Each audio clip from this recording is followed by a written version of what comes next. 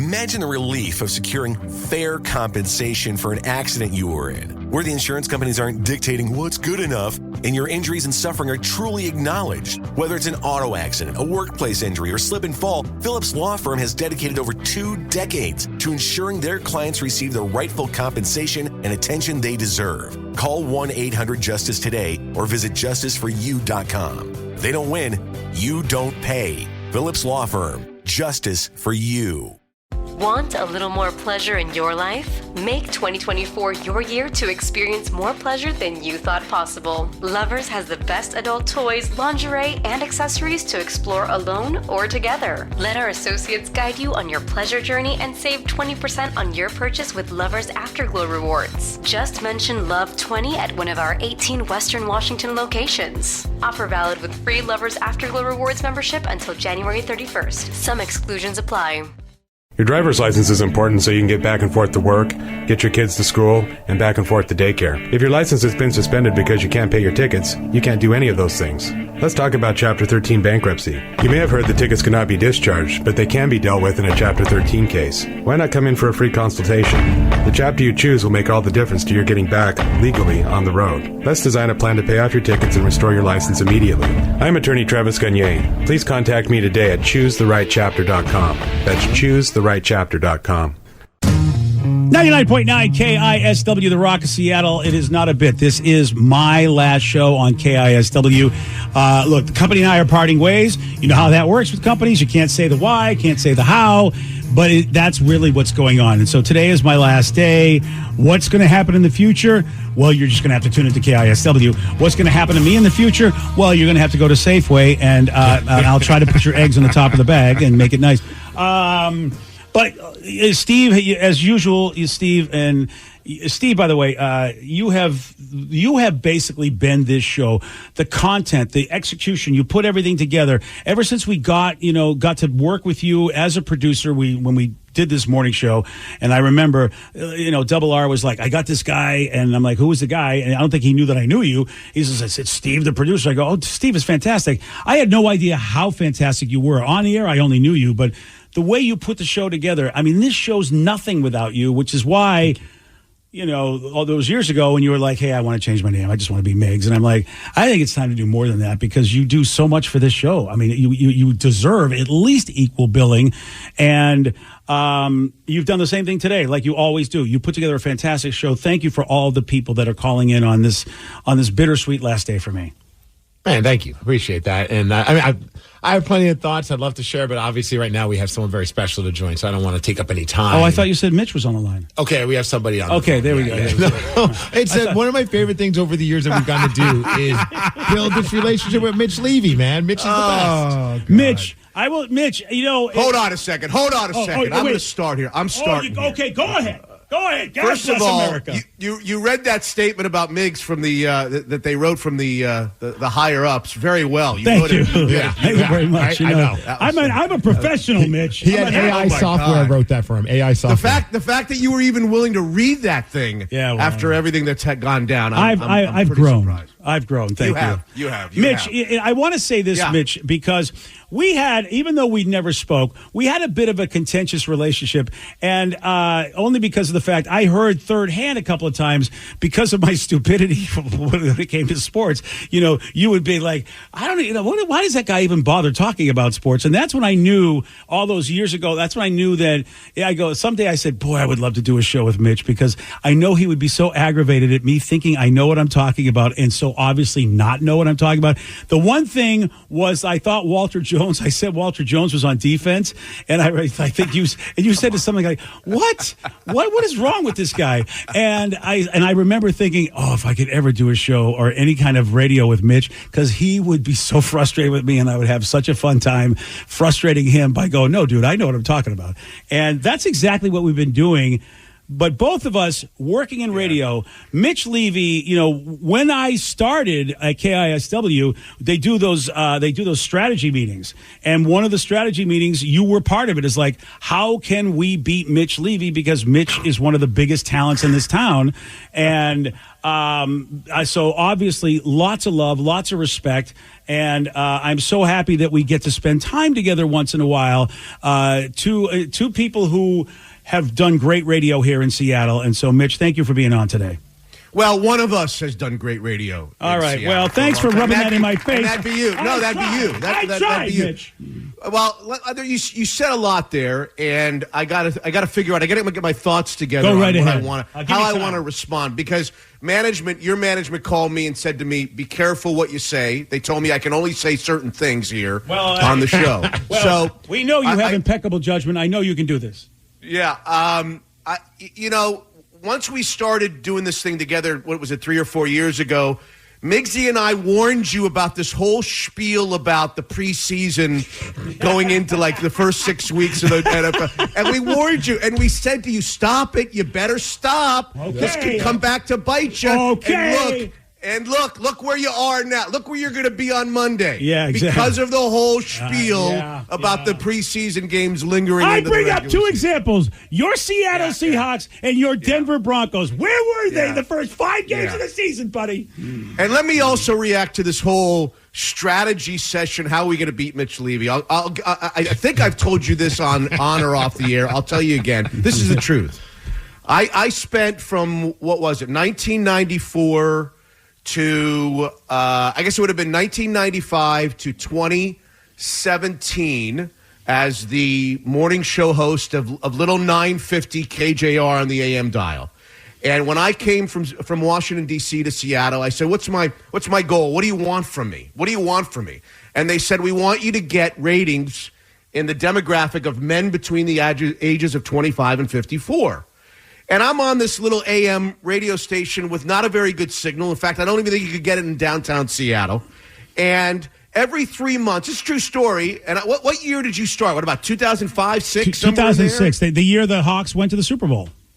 Okay, so the year I spent from 2006. This is a true story.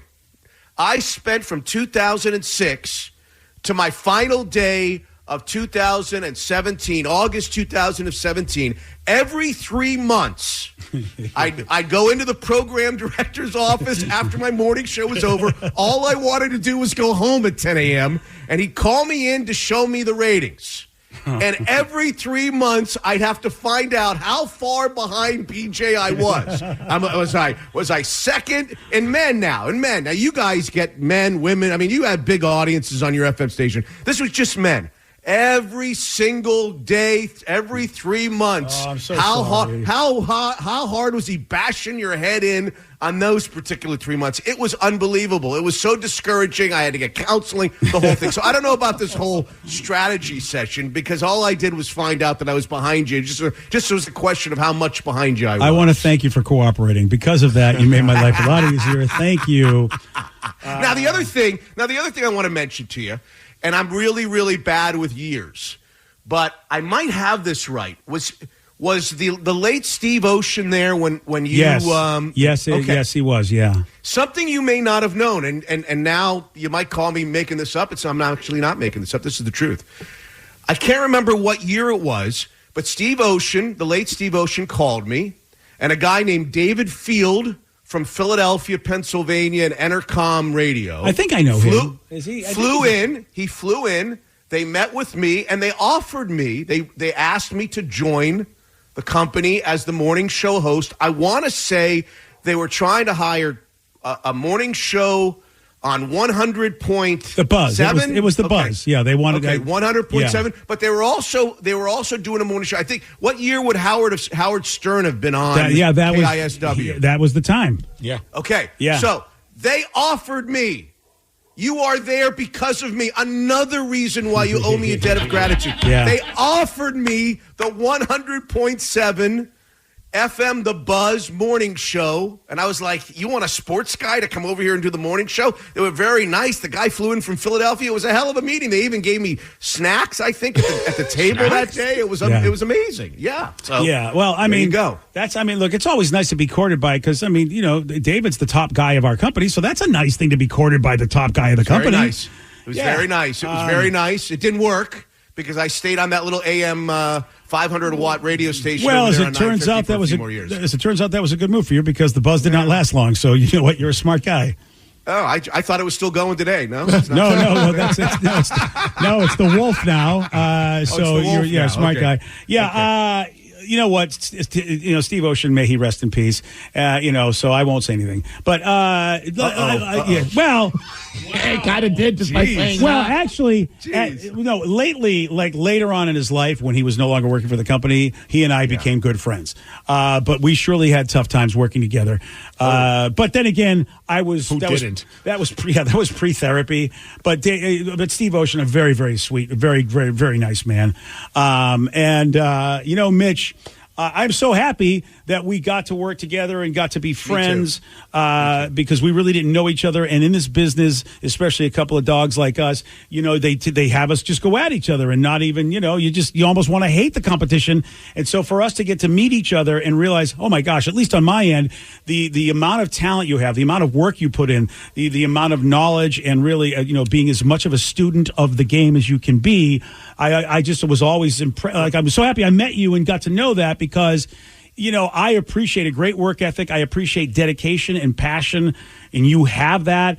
I mean, yes, your knowledge is limited, but what are you going to do? I mean, you're trying really hard with this sports thing, and I think that someday you're really going to make it, and maybe you might be right a couple of times a year. We'll see. Well, I guess I should be sentimental because some of your listeners may know how the whole thing originated, the whole thing of you and me getting together and doing this thing after Seahawks. And I want to remind the listeners that do know, maybe the listeners that don't know, that in 2017 I had some really difficult times. I fell on my face publicly, and a lot of people ran in the opposite direction, including my radio station, understandably so. It wasn't a really good time for me. You find out who your real friends are when things aren't going right, and I certainly found out who my real friends were. But there was this one guy in the market who I knew your name, but you and I don't even think had ever spoken before. Never spoken, never met. I get a call from, I can't remember who I got a call from, a mutual friend of ours, and said, hey, this guy BJ Shea wants your phone number. Can I give him your phone number in the midst of my misery? And I was like, oh my God, the guy's been bashing my head in for 11 years on the radio. Now he wants to continue he wants to call me personally because he can't do it anymore because I'm not over there anymore. He wants to do it on the phone now. I got all this salt. I need a wound, buddy. So he called and we met at Chase Pancake Corral in Bellevue. Joint. I'll never forget it. And he sat in front of me and he introduced himself and he said, we don't know one another, but I know that you're going through a lot right now, and I just want you to know that if you need a new friend or if you need somebody to rest your head on, a shoulder to rest your head on, or an ear to talk to, I'm here for you. And it was like really one of the most touching things that anybody did during that period of time, and that led to me being on with you and meeting Migsy, I shouldn't say very many good things about Migsy because really there's not much good to say. But I agree with you. Is my wife on the phone? What's going on here? So when I came in, I just remember meeting Migs for the first time. I came into your radio station. He gave me a hug. This massive man gave me a hug like he had known me for all these years when he really hadn't. And ever since that day, a lot of fun after Seahawks wins, a lot of fun after Seahawks losses, even some off-season stuff. You guys have just been incredible to me. And what the idea that BJ would reach out, not even knowing me at all personally during that time, really says a lot about you as a person, not necessarily as a radio guy, because really, again, not much to say anymore of you as a radio guy. But I'll always appreciate that. That's a really, really fond memory for me, and I'll never forget it. So thank you very much for all that both of you guys and Danny and the rest of the crew have done for me. Thank you. Very generous. And don't forget MitchUnfiltered.com, a great sports podcast as well. And also every once in a while, there's other subjects on there that Mitch just goes on about. You have a lot of fun with. Mitch, it's been wonderful, dude. I'm happy we got to know each other on this level because you are an amazing talent. And, I'll just say our business doesn't make the right decisions a lot, and I don't think they made the right decision with you. You don't run away from something when things get tough, especially when it's great talent, especially when you're in an industry fighting for your life to keep people's mind share. That's why when I was like, yeah, I'll put you on the show. What are you talking about? Everybody loves you. Of course, let's go. So I think you should be on the radio somewhere, but I'm happy you have your podcast and your life. And really, I think I'm happy that you know me because your life really wasn't much before that. Believe me, you're right about that in so many different ways. Yes, you are. But thank you. Thank you, guys. Thank you, guys. All the best to you, BJ. Thank you, buddy. Whatever you decide to do, I'll be cheering for you from afar, kind of. And remember, you're just really this. How old are you now, BJ? How old are you? The big 6'3", baby. 6'3". Well, remember they say, you know what Migsy always said, the first 63 years is kind of still preseason. Yeah. Just about to start. Yeah. Just about to start. You haven't started the regular season yet, so you're just boy. warming up. There we go. Warming up, BJ. Boy, that's a hell of a preseason. Love you, Mitch. Thank you, man. Thank you, BJ. Mitch Levy, wherever you get podcasts, or go to his website, MitchUnfiltered.com. All right, it's my last show, and we got a lot of people that hopefully, thank you so much for callers waiting. I know we haven't got to you, but we just got a lot of guests. Absolutely. I mean, it is truly my last show. This is not a bit, it's not a stunt. It's my last show on KISW, and not much I can tell you except that, the company and I are just, we're not going to work together anymore, and that's how it is. Maybe someday there'll be more said. I mean, it took me 24 years to tell you what happened to Brad. So, I mean, I don't even know if I'll be alive in 24 years to tell you about everything. Tune in 20, what is that, 40? I can't do the math. I'm sorry. I know, I didn't mean to put that on you. 40-ish that year. And Steve, I have a whole list of people I surely want to thank. I don't know when we're going to carve time out, but I really, really want to. We'll make it work. Okay, thanks, man. So last show, over the years, our next two guests have become great friends of the show. And this time Steve agrees with me because I say everybody's a great friend of the show. And Steve's like, no, they're not. But these two really are. Sarah Colonna and, of course, Seahawk great John Ryan will join us at 8:17 on The Rock. BJ and Migs, mornings on The Rock, 99.9 KISW.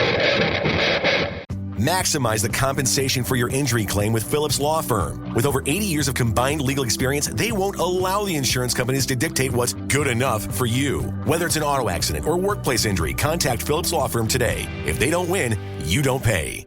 Want a little more pleasure in your life? Make 2024 your year to experience more pleasure than you thought possible. Lovers has the best adult toys, lingerie, and accessories to explore alone or together. Let our associates guide you on your pleasure journey and save 20% on your purchase with Lovers Afterglow rewards. Just mention Love 20 at one of our 18 Western Washington locations. Offer valid with free Lovers Afterglow rewards membership until January 31st. Some exclusions apply. 99.9 KISW, The Rock of Seattle. Today is a bittersweet day as it's my last show on KISW. You were promised a lot of what's, how's, why's, where's, but really what it is the company and I are parting ways, and you know how companies are. That's all you can say. What's the future for KISW? What's the future for me? Well, I hope it's bright for both. Yeah, I'll say that. As you know, I'm getting divorced, so this guy does need to continue working. I mean, there's no... I don't mean to laugh. It just always, whenever you say that, true. It just sounds so wrong, but I understand what you mean. Yeah. There are bills to be paid. Danny Bonaducci is retiring because, you know what? Danny has got a happy marriage, and he's had a great career. Me... Yeah, this guy's probably going to be working. I'm going to drop dead at the job is probably what's going to happen for me. Yeah, it's a touching tribute to myself. We'll do a whole new show then to celebrate that part. Thank you, man. I won't be here, but I hope it's a good one. We'll play some clips. Thanks, buddy. We'll have you record some things. And thank you for playing all the Collective Soul. You like that? I love that. It didn't dawn on me until I heard the next one. I'm like, wait a second. Wait, you're probably doing that for me. Head Up Cats. I'm like, can we play all of the Collective Soul songs that we have? He's like, all three of them? I'm like, yeah, we'll rotate them. That's fine. Yeah. We only got down. We only played two of them so far. And here's the spoiler alert: Gel. Ryan Castle, that's like the only Collective Soul that he will admit that he really likes. He likes Gel. Yeah. Yeah. And we've had a few listeners that are just like, that's awesome that you guys are playing BJ's favorite band right now. So true. And I want to thank this company. Granted, it was for another radio station, but I got to meet Ed Roland because he was coming in for another radio station and they knew I loved him. So they were like, dude, we'll make sure. And so that was fun to meet the lead singer of a band that I really, really, really like. And he was a great dude. Ed was great. We go from one of your favorite bands to a couple of your favorite people. Let's do it. That are going to join us right now on your last show. Please welcome to the show our good friends, Sarah Colonna and John Ryan. Guys, welcome. Hello. I mean, what a depressing lead-in, talking about divorce. Right? Work till you die. Blessed soul. Yeah. Wow. My man. Wow, that just... By the way, though, the comment that... John ain't wrong. Hey, Sarah, his comedic timing, though, has improved. You got to give him that. You know what? Being with me, sometimes things work out for people. Just a little bit. Osmosis. I don't know what he's giving you. Maybe you're kicking balls better. I have no idea. I'll tell you, but it's not, not safe for work. Wow. Yeah. There's a nice wife. Look at that. All right. You know what? These two kids, I like these kids. Guys, thank you. Thank you so much for calling in, guys. Yeah, no, we were listening a little bit too, and I don't know, it just feels a little bit like Daddy's going out for cigarettes and not coming back, You're kind of right. I mean, you're right. That's probably that is really the best way to describe this whole situation. Yeah, that's fantastic. You know how much we love you, and we were pleased with listening earlier when you said that you both agree we really are friends of the show, because we believe that. So we're glad that you don't just pretend when we come in, and everything about getting to know you over the years and getting to hang with you every time we're in town. I mean, I don't even really like performing. I just like to come in and have an excuse to hang out with you guys. It was always good. It was always good to be able to come to the studios. I usually don't like going to the studio. I always love coming in there to see you guys, and not just being on the air, but more being able to just talk with you when we're off the air was always my favorite part, and I always treasured those times with you guys. And John, again, we're talking to Sarah Colonna, fantastic comic and actor. John Ryan, of course, from your Seattle Seahawks, from really the greatest Seahawk teams we've seen. And John, I mean, I've had a lot of relationships with football players and athletes over the years, but it was very, very different with you. You were just such a great guy.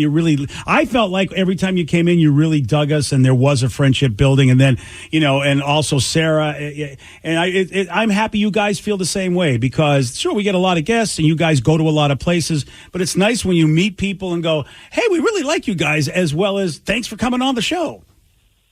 Yeah, we feel the same. I mean, I don't know. We were just in October, right? Yeah. So I think you probably noticed John stayed pretty buff. Do you need him to talk to somebody at that company? Yeah, I would. Yeah, believe me. John Ryan is the muscle. I love it. John, I wish I knew you like 10, 15, 20 years ago, because I would have had you talk to a lot of people.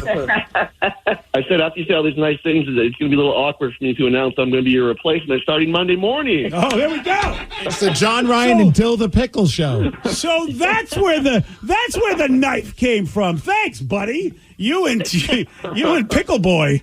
That's great. Oh, man. John and Dylan in the morning. Nothing wrong with that. I mean, there have been weirder radio names. I mean, why not? Are you doing any? Are you going to go on do some kind of trip, sleep in? I mean, what's your plan for? Well, I'm not kidding, Sarah. I spousal maintenance is a real thing. I have to go to a Starbucks. I got to go somewhere. I mean, I really don't have a lot of time. I don't know. That's a good question. I don't know what the hell I'm going to do. It's just been a whirlwind of all sorts of stuff. I am going to try to get through the holidays, and my ex and we like to come, have the family stuff, and so I'm going to try to be as civil as I can be. And I got through Thanksgiving, and we got along great. So I hope that Christmas will be the same way.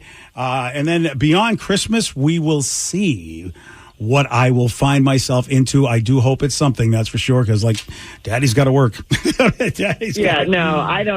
I have no doubt. I mean, obviously, we love you, but I know, I mean, your true talent is there and obvious and all those things. So it's going to be a huge hole, and I think you got to go. Somebody's going to be excited to be working with you really fast. Well, and as you know, John Ryan, given the opportunity, he can get through huge holes and score some points. He's going to fill that hole. Yeah, with him and Dylan, they're going to make it happen. So I feel like I was about to take that personally, so I'm really glad that you specified. I don't What are understand they why. going to do? What are they going to do? Fire you, BJ? What are they going to do? I mean, I don't know why you would take it so personally, because I really believe, a lot of people need storage units and whatever. So if you happen to have a cavernous situation, there's a lot of benefits to that. So either way. We love you. Sarah, John, thank you so much. And lots of love to you guys. Thank you for, seriously.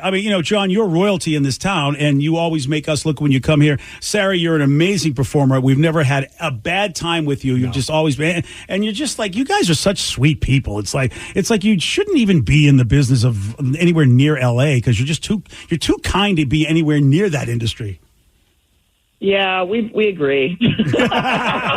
Well, I wish you guys get the hell away from there as soon as possible. Then. Well, we hope we can't wait to see what you do next. I know it's going to be it's going to be awesome, whatever it is. So we're excited for you. Thank you so much, guys, for calling in. Lots of love to you. All right, we'll talk to you. Sarah Colonna, John Ryan of your Seattle Seahawks. And you know what? They at least agreed. They are actually true friends of the show. For once, that's why they came on. It's not notarized, but I'll have to take it. All right, we I know you wanted some people you wanted to thank, and I was looking at our schedule, and I'm like, man, if we don't get to that. All right, let me. Okay. If that's okay. Yeah, no, it's very okay. I was just thinking about that. I'm looking at everything. I'm like, man, we've got some jam-packed guests joining us, and soon Bob Rivers is going to be with us, Craig Gass, Duff McKagan. Oh, my God, you're right. So I was like, man, if we don't get to those thank yous, I'd hate for you to finish the show and not get to do that. All right. I feel really badly. Not that I set this up, but today is also another day where a radio great personality here in Seattle is also leaving the airwaves. Danny Bonaducci's retiring. I really... I just want to honor that fact. I've met Danny once, a really great guy. Wasn't really, that the airport? Yeah, of all places, the airport. Yeah. And of course, Bob Rivers, the great connector. That was the first thing Danny says to me. He's like, Bob Rivers says great things about you. Mm-hmm. And, I, of course, said, well, you know what, Danny? Everybody says great things about you. So, and a really great guy, an amazing talent. What he's done in his career is insane. Danny Bonaducci's retiring today. I'm so sad that I'm doing this today, too, because I really wish he just had his day and then I would take a different day. But, I didn't pick. It's just what happened. True radio spirit. So and Steve, we have done this show, and yes, we've had a lot of success, and it's not easy in this town. Mm-hmm. This town has so much great radio talent, like Danny and Sarah over there at KZOK. Brooke, Jeffrey, and Ross. My God. I'm sorry. Brooke, Jeffrey, and Jose Ross. Who the hell is Ross? That's that Dave Ross kid. I got him on the mind. Dave Ross actually is another great talent. That would be a whole different vibe if Dave Ross was there and Jose wasn't. Wouldn't that be great if Dave Ross... I don't know what you young kids are talking about. What is this fleek thing? What do you mean you're a thick baddie? I don't know. I'd be down to listen to Jose talk news talk. That would be great. Yeah. And, I said yesterday, Brooke was really kind enough to reach out, and Brooke is a superstar of our business. What she's accomplished in her career is just insane. But Jody and Bender, we've got, there's shows in this town, in Jubal and Nina. And, you've got Matt, Gabe, and Captain Ron down the Morning Wolf Pack, our buddy Gregor down the hall, Brock and Salk. And thank you, Mike Salk said some really nice things about me on his show. And I've gotten to know Mike over the year, two fellow Mass holes. And did Brock take a moment to accept the fact that I'm the new king of Puyallup? Yeah, Brock, I don't think is going to let that go. Okay, fine. Yeah, I can't blame him. I think that Brock probably still has the edge over you, buddy. Yeah. A lot of great shows. You got Chuck and Buck. You got Tiffany Warner. My buddy Brian Suits is doing radio. They're not doing radio anymore, but I really, these guys had a fun show. Moog and Angie. Oh, yes. You got good Kurt, people. Yeah, good people. Kurt and Jen. So much talent in this town.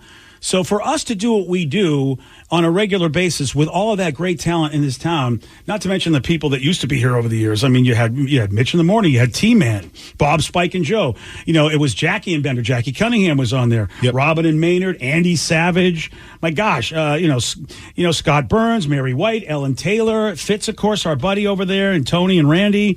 Ron and Don, Kent and Allen, all these people we had to go up. We had to go up against Ichabod Crane, John Fisher. And, of course, great shows like Crow and West, which had a great legacy here at KISW. You had Fisher and West. Don't forget Carla Marie and Anthony. You always do a great Anthony impression. Hey! Which sounds nothing like him, actually. No, it really doesn't. You're absolutely... Carla Marie and Anthony, not only that, they are such really great people. They are. I love those guys a lot. And if here's how the show sounds. Hey! And then Marie goes, "Stop abusing that mannequin." Which What nobody knew. the Remember, that's hell? how we did that. It's that joke we did. Oh, yeah. We pretended that I was somebody like- who was abusing a mannequin, he was from New York, and we pretended it I was was like, Anthony. BJ, I know it's your last show, but are you having a stroke? No, yeah, you're right. Hey!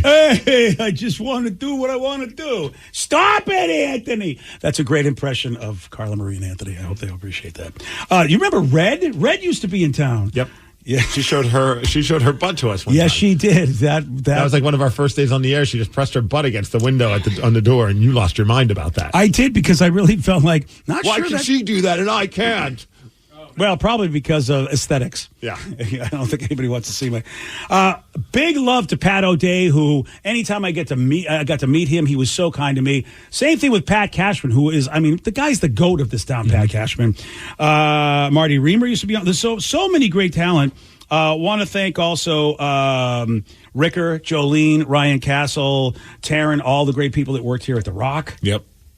So many great people. And I want to give love to people who I know in the industry who are greats in this town who have decided to call me friend. Eric Powers, Shelley Hart, Deanna Cruz. Delilah has been very kind every time I've seen her. Our buddy Doug Dewan down the hall. Rest in peace, Dory Monson. We had a very contentious relationship, but Dory was a quality broadcaster. Tom and Curly. Gotta love Tom Tagney. I worked with him and used to do movie reviews with him. I remember that. And he really knew what he was doing, and he got so frustrated. He's like, "You know nothing about movies. You need to move on." Kind of like Mitch with you in sports. I would argue Rachel Bell, who she's incredibly talented, and she has a podcast. I think Your Last Meal, so good. I forgot about her. Rachel's amazing. Yes. Lots of love to Eric Corman, who was Bob Rivers' producer, but I don't know if a lot of people know, but he was my producer first. And Bob may never tell the story, but I had to browbeat him to hire Eric because I said, "Dude, your life will be better if you get this guy on the show." And Kyle Court, who's outside there. Kyle's been so amazing to us over the years. Glenn Cannon. Yes. Lots of love to Glenn Cannon. God, what a great guy. And I know you guys are tremendous friends. Yeah, but he's become such a big part of KSW on so many levels, including you hear him singing the Beat Migs theme all the time. Yes. Wyatt Olney's also been, he's reached out. Okay. Yeah, but he's been nice to me. I love that guy. I love him. Want to thank Jose Moreno, who is a fantastic, really sports. What does he do? He's like a promoter to the stars. Jose does everything. He really does. He's got great connections in the world of media. He's a big part of the world of media as well, but also has connected us with pretty much anytime we've had a Seahawk player on, from Walter Jones to Lofa Tatupu, Marcus Trufant, the list, Cliff Averill, the list goes on and on. It's all because of Jose, one of my absolute favorite people. And he is just. But he's already texted me saying we should be playing Freebird at some point. And not today, not on BJ's last day. Not going to happen, Jose. Yeah, sorry. On your last day, Jose. Want to throw some management people type out there. We already say thanks to Hair Club and Dave Richards. Got to thank Jerry McKenna. Jerry and Dave were the team. Jerry was the manager, and Dave was the program director who convinced the company to put this show on the air. And so lots of love to Jerry, because Jerry was a big believer in this show. Jack Hutchinson, I've said before, best market manager ever. Nick Garcia, our buddy, who the sales team and his whole sales team, great people. Want to thank Ronnie Steinman. He was ceremoniously let go by this company. Well, I'll tell the story someday because it's epic. But Ronnie is such a great guy, and I loved working with him as a sales manager. Ronnie's the best. Epic, and that's a story. It's a great story. Someday I'll tell it. Leslie Scott, who used to run the End, now she does some other cool stuff for our company. Leslie's amazing. What a great boss. BT, Brian Thorpe, who greatest promotions, whatever the hell he is of all time. At the Christmas party, I was like, PT, you had to work with me, and you still got it done. I'm seriously, but he was really, really kind. And want to thank Jason Veggie Dog, who is the GOAT of production directors. I have never. He's like working for Hollywood. He's so good at what he does. Jason, it's been a pleasure. I am going to miss the hell out of you, because wherever I go, I'm not going to get anybody who's as good at their job as you are. We'll continue to eat his nuts in your honor. You know what? Someone should eat his nuts. Want to thank Chaz. Want to thank Phil in the engineering IT department. Great guys. And also a guy from the past in the engineering department, Dwight Small. Dwight, he and I, man, I love that guy. He retired a while ago, but he's such a great dude. You got to give some love to the guy who brought us the donuts every Friday. I can't remember his name. Me either. Yeah. Want to thank Matt. Yeah. Matt. And then Matt, yes. Mentors in my life. We talked to Weeze. I love you, Weeze. Tom Likas. No matter what you think of Tom Likas, one of the most brilliant radio minds ever. He taught me how to do so many things right. I wouldn't be here if I didn't listen to Tom. And what a sweet man. He would tell me stuff. He would take time to talk with me. And the guy was huge. He didn't have to do any of that, and he still did anyway. Really? He did. Here's the thing. I got to say this about Tom Leykis. This was why I love Tom. I was ceremoniously let go at the beginning of my career at this company because I said a stupid thing on the radio. It took me 8 months to get my job back. And so I did get my job back, and Tom comes to Seattle, and Tom says, BJ, you learned an important lesson, didn't you? And I'm like, I don't know, Tom, because I had only been on the air for a couple of months. And, you know, he said, get ratings, then say something stupid. And he was, I feel like Tom Leykis, when I hear your impression of him, it's almost like he's like the radio version of Gene Simmons. Yes. Like he's got like that kind of like abruptness to him. I want to thank my buddy Bean from the Kevin and Bean show down in Los Angeles. A terrific radio show. One of the highest compliments I was ever paid, because I didn't know Bean lived up here, but he was doing the show down there. He called me up. He said, hey, can we get together? I really love your show. And I'm like, wait, is this the Bean? He goes, yeah. I go, well, yeah, I'll get together for lunch, but dude, I don't know the next time I'm going to be in LA. And he goes, no, I'm up here. I live in the Puget Sound. I listen to your show every day. You're fantastic. And I'm like, really? The Bean likes my show? And he's like, yeah, I'm a human. I'm not, like, you don't have to speak to me the third person. So Bean has been really, really amazing. And also big love to the men's room. They have been terrific to work with. What a great tandem, us doing what we're doing, them doing what they do. And they're terrific, terrific guys. They've always been so amazing to me. So I think I got everybody. If I didn't, I'm so sorry if I forgot.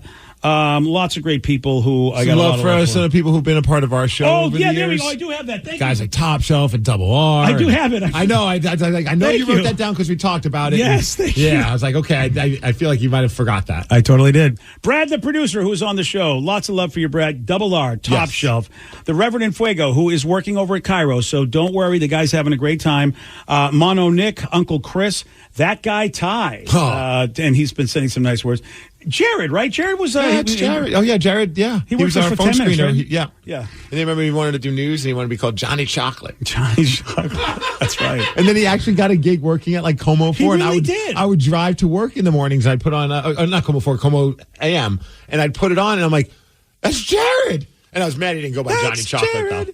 Yeah, Johnny Chocolate was like, why not? I thought that would have been amazing. Of course, Jeets, got to thank Jeets, got to love Jeets on the streets. And Jeets he made some nice posts about me today, and he's working for one of our stations down in Portland. So that's killing cool. it in Portland right now. Yeah. And then finally, I guess, Vicky, Danny, Joey and Sarah, and this guy named Steve.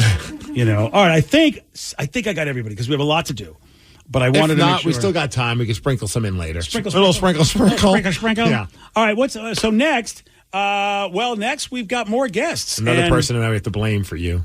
Yeah. My last show at KISW, I keep saying I owe so much. Really, honestly, I don't have a career. It's just all these nice people that sort of just did, because I have nothing to do. But I really, really do owe so much of my career to this man. Yes, Bob Rivers. Good morning, BJ. Joins us at 8:47 on The Rock. Today's podcast was brought to you by Travis Gagne, bankruptcy attorney. He's here right now and has agreed to answer more of your questions about bankruptcy. How do I figure out who my creditors are? People a lot of times have had a long time of not having good credit and having collections, and so they're concerned that you may be concerned that you won't be able to find all your creditors if you file bankruptcy. How will I know which collection agency has my credit card bill from 10 years ago now? And that's something that's hard to keep track of because credit collection agencies transfer your debts all over the place. But we will pull all your credit bureaus, and by getting all three of your credit bureaus, we'll be able to tell who has your credit and debt now, which collection agencies have had it in the past, and we'll make sure that we file all your creditors when we file your bankruptcy so that nothing slips through the cracks. Thanks, Travis. If you have more questions about bankruptcy, you can reach out to Travis anytime at choosetherightchapter.com. That's choosetherightchapter.com. Thanks for listening.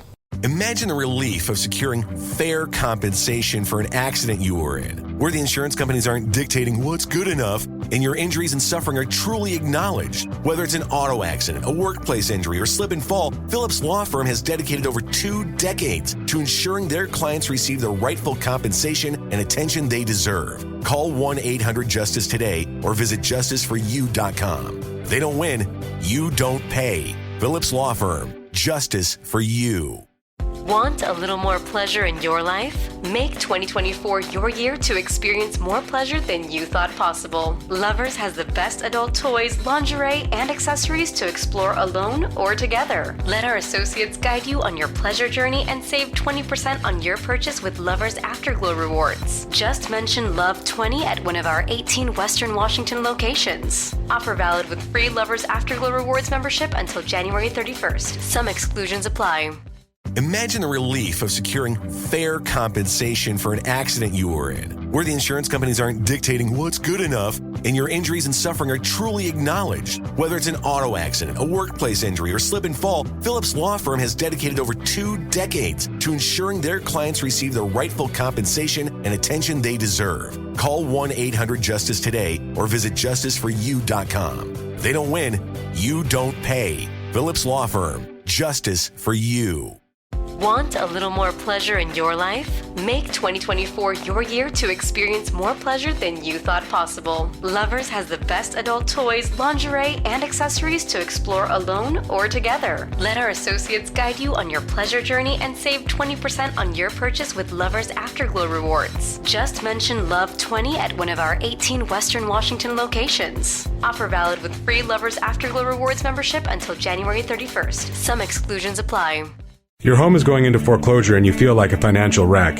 You don't know where to turn for accurate information. I'm bankruptcy attorney Travis Gagne. Let's talk about some legal options. If we work quickly, we can propose a plan to save your home, modify the loan, or in many cases even eliminate your second mortgage. The consultation is free. I've helped hundreds of people just like you make informed decisions about whether to save their home or exit it on a reasonable, organized timeline. The chapter you choose sets the tone for the next chapter of your life. Please contact me today at choosetherightchapter.com. That's choosetherightchapter.com. 99.9 KISW, The Rock of Seattle. Normally we don't talk about the music we play, but man, thank you. Yeah. Another really great song from Electric Soul. Where the River Flows is a good song, man. Okay, debatable. Okay. No, I'm kidding. I actually do like that song. All right. You said something that Q13 was saying nice things? Somebody mentioned that Q13 gave you some love on the news, so that's pretty cool. You know what? Q13, I love those guys. We've had a great relationship with them over the years. Great relationship with them over the years. People from our station are sneaking in to get booze. You know, here's a shocker. Ryan Castle and Thrill are coming in to get the alcohol. and Thrill walks in going, Yeah. I've been here since 6 o'clock this morning. You open a bottle of champagne. I'm like, oh. What the only reason I'm here, man. Yeah, and by the way, we lost the over-under. Just want to know how long it would take for you guys to dip into the booze. we literally walked into the building and went straight to the studio to get the champagne. Well, so I had to walk out with champagne, and I'm like, well, where's the champagne? He said it's in the studio. So, then I'm going to go into the studio and get some champagne. But, by the way, usually Thrill respects boundaries, but it's like, look, there's booze in there. This is my house. I got to go get the booze. Somebody told me you're leaving. Are you taking the music stand? Do not take that. Come on, man. All right, fine. Thank you. You can keep the music stand. I can keep the music stand. Yes, that has been my concern all week. I'm like, is he going to take that damn thing? I have a music stand, but it's only to put my headphones on. It's like we don't use it for music or anything. I don't know what you use it for, but I put all my show notes on it, man. Oh, so I know it goes back and forth between the studios. And I even said earlier this week, I really hope he doesn't take the music stand. I love that's the thing you're worried about. That was the thing I'm worried about. Yeah. To be fair, guys, I bought that music stand when we moved into these studios because I knew you guys needed more like space to put papers and stuff because you're 175 years old and you still print things. But I never expensed it, so technically it's my music stand. Well, can I use your music stand? Can I continue to use your music stand? You may. That could be your parting gift for BJ. And by the way, Just to piss off Thrill, you can take it with you. And look, I can't be held responsible for the quality of this afternoon's men's room show because, again, neither can anyone else in this room. Only because of the fact that this is even early for them. There's no quality. People know better than to expect that. It will be what it'll be, man. Well, we're definitely going to have you guys back on in a little bit. Yes, we will. Bob Rivers is on the phone. Because I got Bob on the line. But I got nice things. Oh, hey, Bob. Sorry, man. I'm drinking champagne. Didn't mean to interrupt. But here's the problem. We'll have you on when you have like 4 or 5 more glasses of that. Then he won't remember that I said nice things to him. Exactly. All right, fair enough. Back to Bob. All right. Back to my Bob. last show, KISW. This is not a joke. This is my last show of my career at KISW. The company and I are parting ways, and you know what happens with companies when that's the stuff that happens. You can't say why. You can't do anything. Where am I going in the future? What's going to happen to KISW's morning show in the future? Again, those are things I have no idea about because, first of all, I'm not an employee after today, so they're not going to tell me what they're doing with the station. Why would they?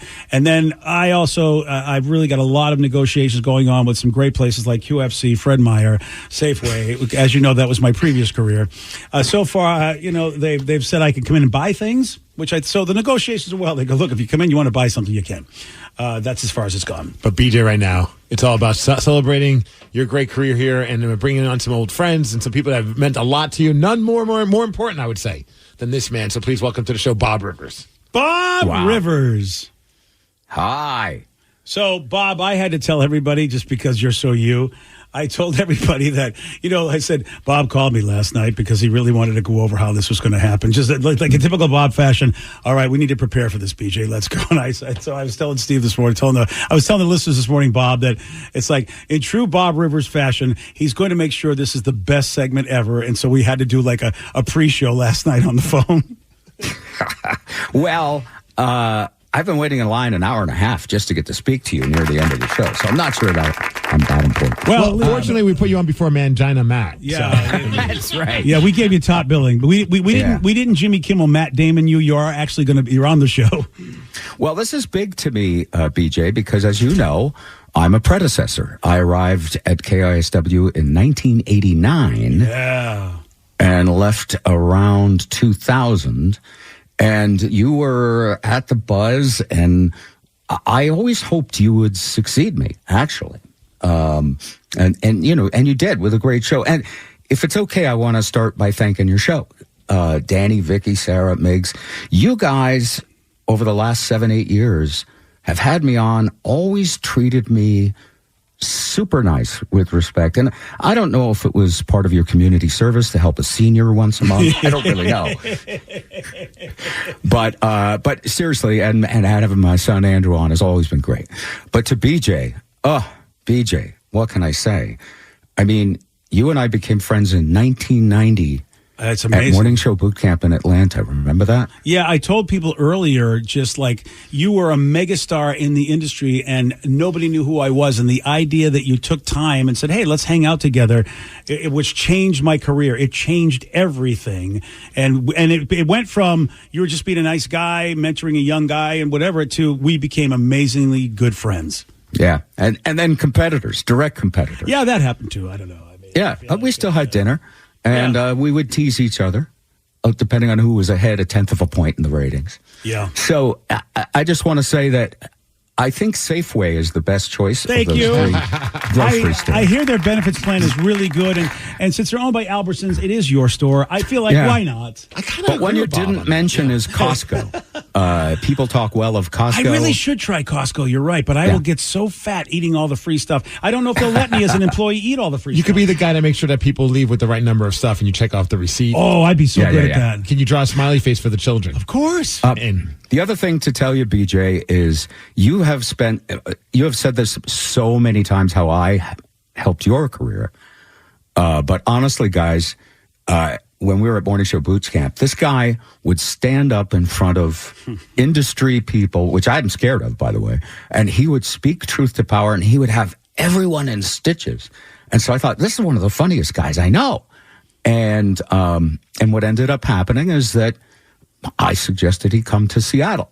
And we did have to fish his tape out of the trash because someone ignored it. But that's how you got here. And the other part of this is that you seriously changed my career. I was famous, sure, for Twisted Tunes in a couple of markets I had worked in. But I was new to Seattle and putting together a team. And it was challenging, and you would look at me and you would go, well, you're such a nice host. You never take a position on anything. Yeah. And I used to give you such a hard time. I go, really, you're so basic. You're so lame. I mean, I don't know. I don't know how you're successful, to be honest with you. How did you get where you are? And by the way, when you have a friend that's really honest with you like that, you go, well, maybe I should be a little more edgy. And that was needed to spark Spike and Joe. And you literally gave me the flint that you start a little spark with, and it really helped our show. So, BJ says thank you to me, but thank you to BJ for 20 plus years 24 years of being a good friend.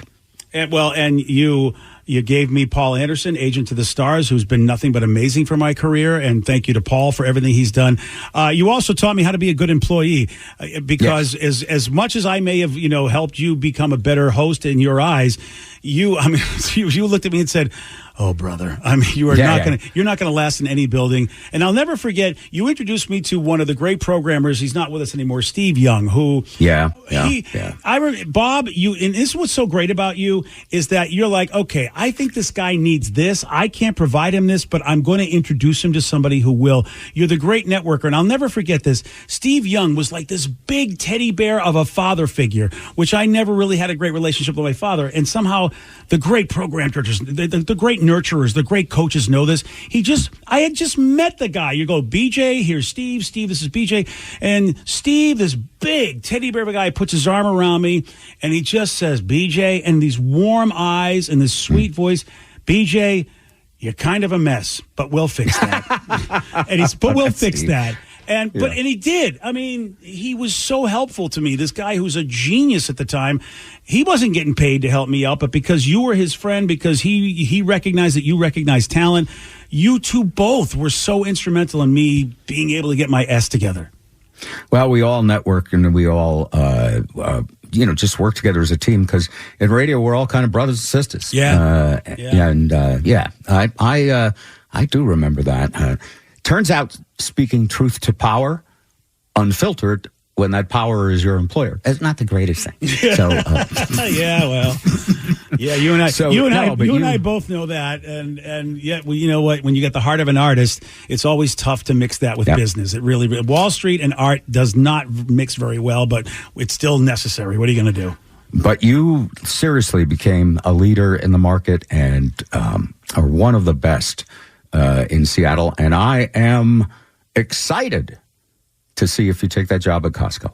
Thank you very much. We're having good conversations. I just need a couple of more recommendations from people, and I think our listener Costco Josh put in a good word for Thank you, Josh. Thank you. Yeah. Bob Rivers, thank you so much for everything you've done. It's so wonderful to have you as a friend, as well as also somebody who could mentor me and help me get where I am. You are finally recognized as a true Hall of Famer. What a wonderful experience for you. And by the way, people don't know this, but on your Hall of Fame trophy, a lot of people may not know the little award they gave you. You put the Bob Rivers Show. It just wasn't your name, and everybody was there to celebrate. And if you don't mind, Bob, can you tell us a little bit of how that was for you?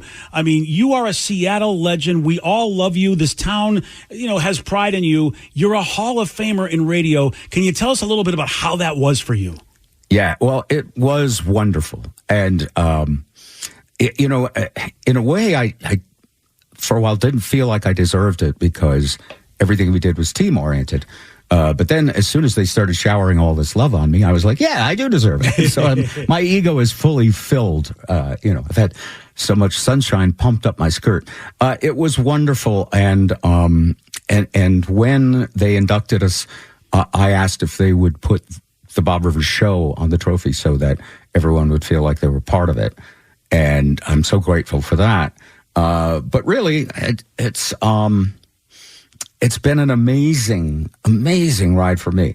I will say this, BJ, and I know you say you're not retiring, but the water's warm. It's beautiful. Retirement. You should come in. You should think about it. I know, but you remember how like the voice of God right now. You remember how remember how you had talks with me about how I should be a little better with my finances? I didn't listen. So okay. Yeah, I got to keep working. You're forced to work until you're 75. Yeah, I'm like every American. Yes. So.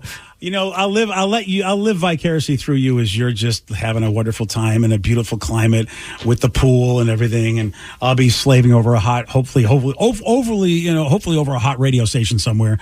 But yeah, someday, Bob, maybe I'll be retired someday. But well, come and visit because we're in Las Vegas. We moved to Las Vegas because we knew we'd have visitors and they would be staying on this trip and only have 3 hours to sit with us, which is the perfect length of time. It's surely, then you kick me out and I'll go visit the M&M store, my favorite place in Las Vegas. Oh, I love that. Yeah. Bob, lots of love to you, man. Thank you so much for calling in, and thank you for everything you've done, and thank you for our friendship, man. My pleasure, and all the best to everybody on the show. Thank you, BJ. Good luck. There we go. Bob Rivers. All right. I think we have time for calls. We've got some people been hanging on hold since 6 a.m., so why not? Right, okay, let me go to... Pick whoever you want, BJ. You know what? I got to talk to this guy because he's a classic from back in the old days. Glenn the Toolbox. Pick anybody but Glenn. Come on. Oh, sorry. Hold on. I'm kidding. Glenn the Toolbox, you're on the Rock.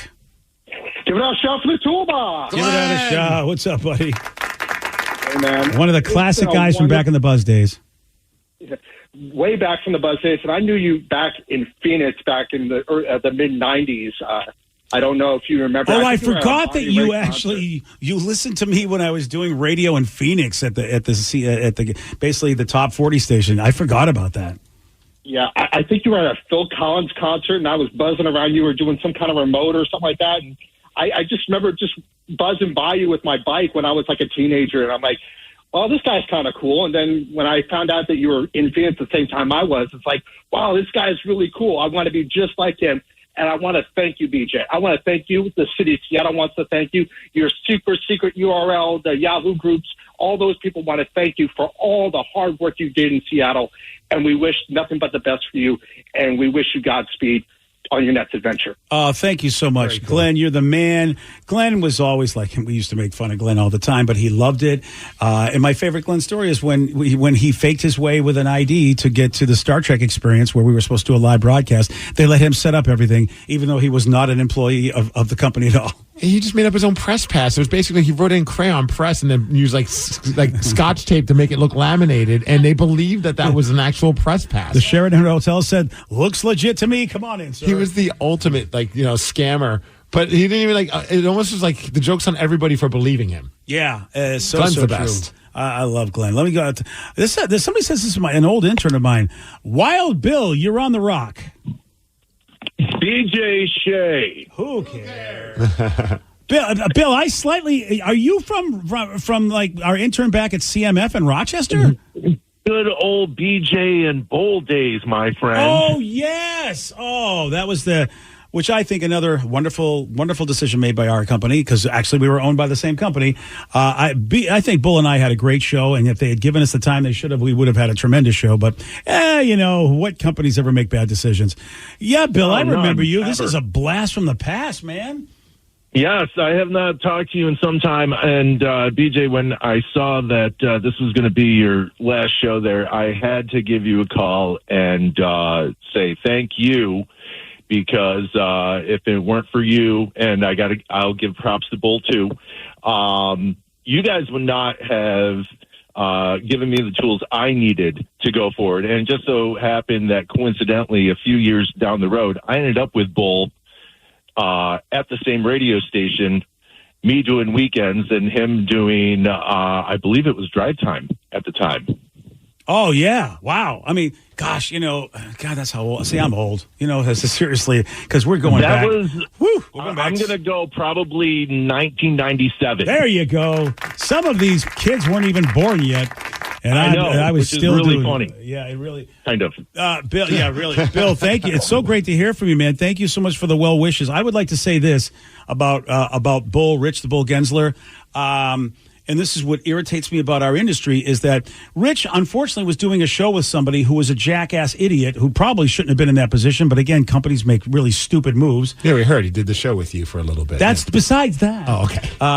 But the person said something horrible, and then the whole show got fired. Oh, I forgot about that. You're right. And poor Bull, because he was there, it's like nobody wants to touch him. And it's like, that guy said nothing. He worked with an idiot, and now he's punished for because. And he started as an intern with us in Rochester. Then he got his own shift, and then he and I did a show together. He hosted mornings in Buffalo for the longest time. And Bull is such a great guy. And again, our industry, my God, the management types in our industry are just such idiots sometimes. This poor guy does nothing, and then his whole life is over. He does nothing. Mm-hmm.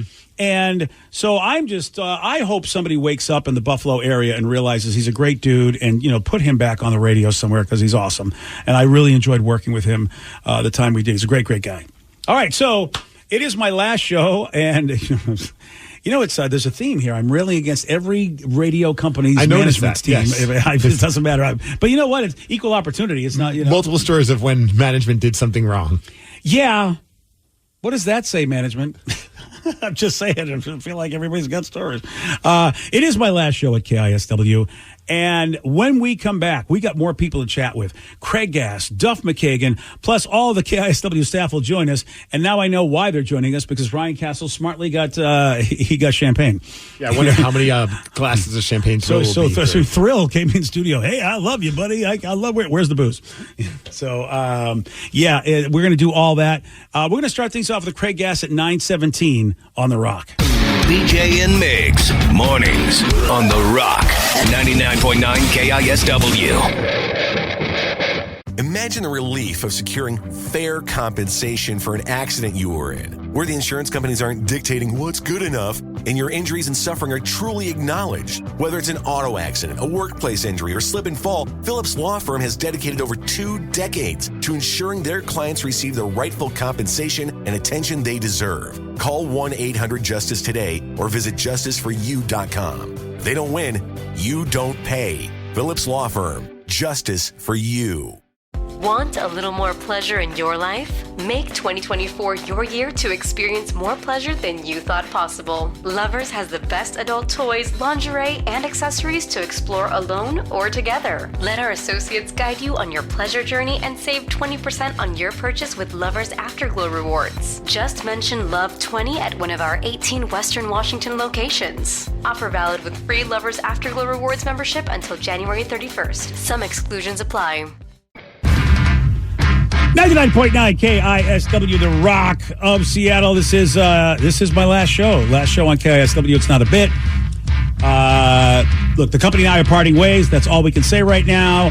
What's the future? Well, look, you easily can tune into KISW and see what the future is. And then the future for me is that hopefully, when you're Fred Meyer, you'll be very nice to me as I say thank you for shopping. But we'll see. You know how life goes. You don't know what happens, whatever. But there's social media. That's always nice, so you can always keep up with people. We have a guest. We do. We have a great friend of the show, someone who's been a part of some great memories, from the roast of Steve Migs to just some of the pure insanity that we've done on this radio show, from Live Day and everything in between. Please welcome to the show, Craig Gass.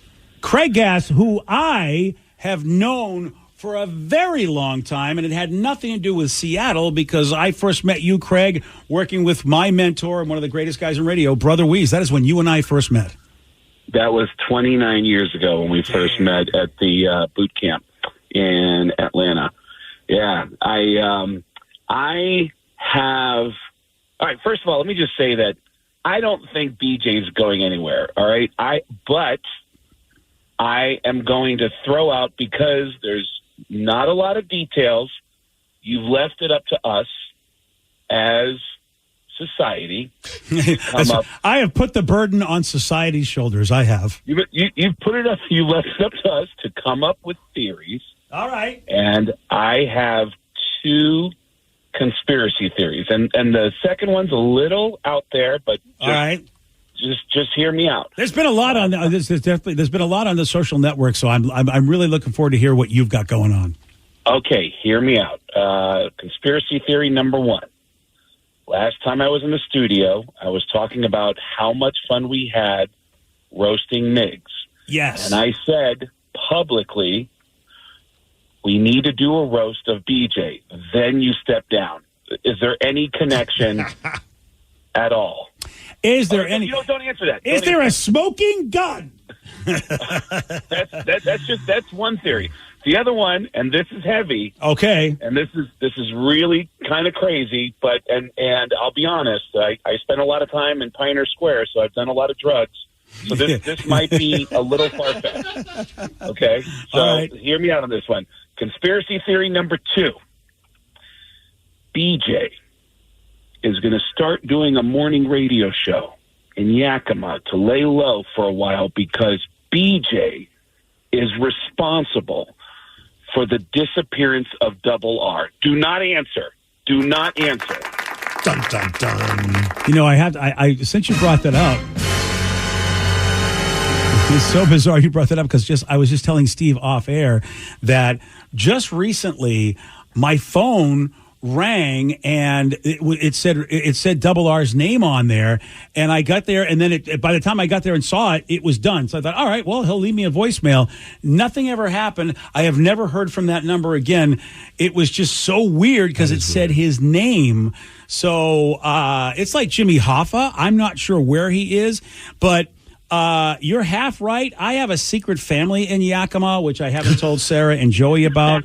And so I'm going to now go live with them and do a show down there with them so that at least they can have their absentee father back. And so I'm going to. So you say. So I say. Because listen, I don't know, like, I started looking up stuff with Dungeons & Dragons. There are crazy weapons involved with that game. So oh, yeah. We haven't seen Double R. Nope. So I'm just saying, crazy weapons. Yeah. Double R's missing. No one's heard from him. Yeah. It's just a theory. Listen, you know what? It's a good theory. Last time I heard, Top Shelf is in Texas. Yep.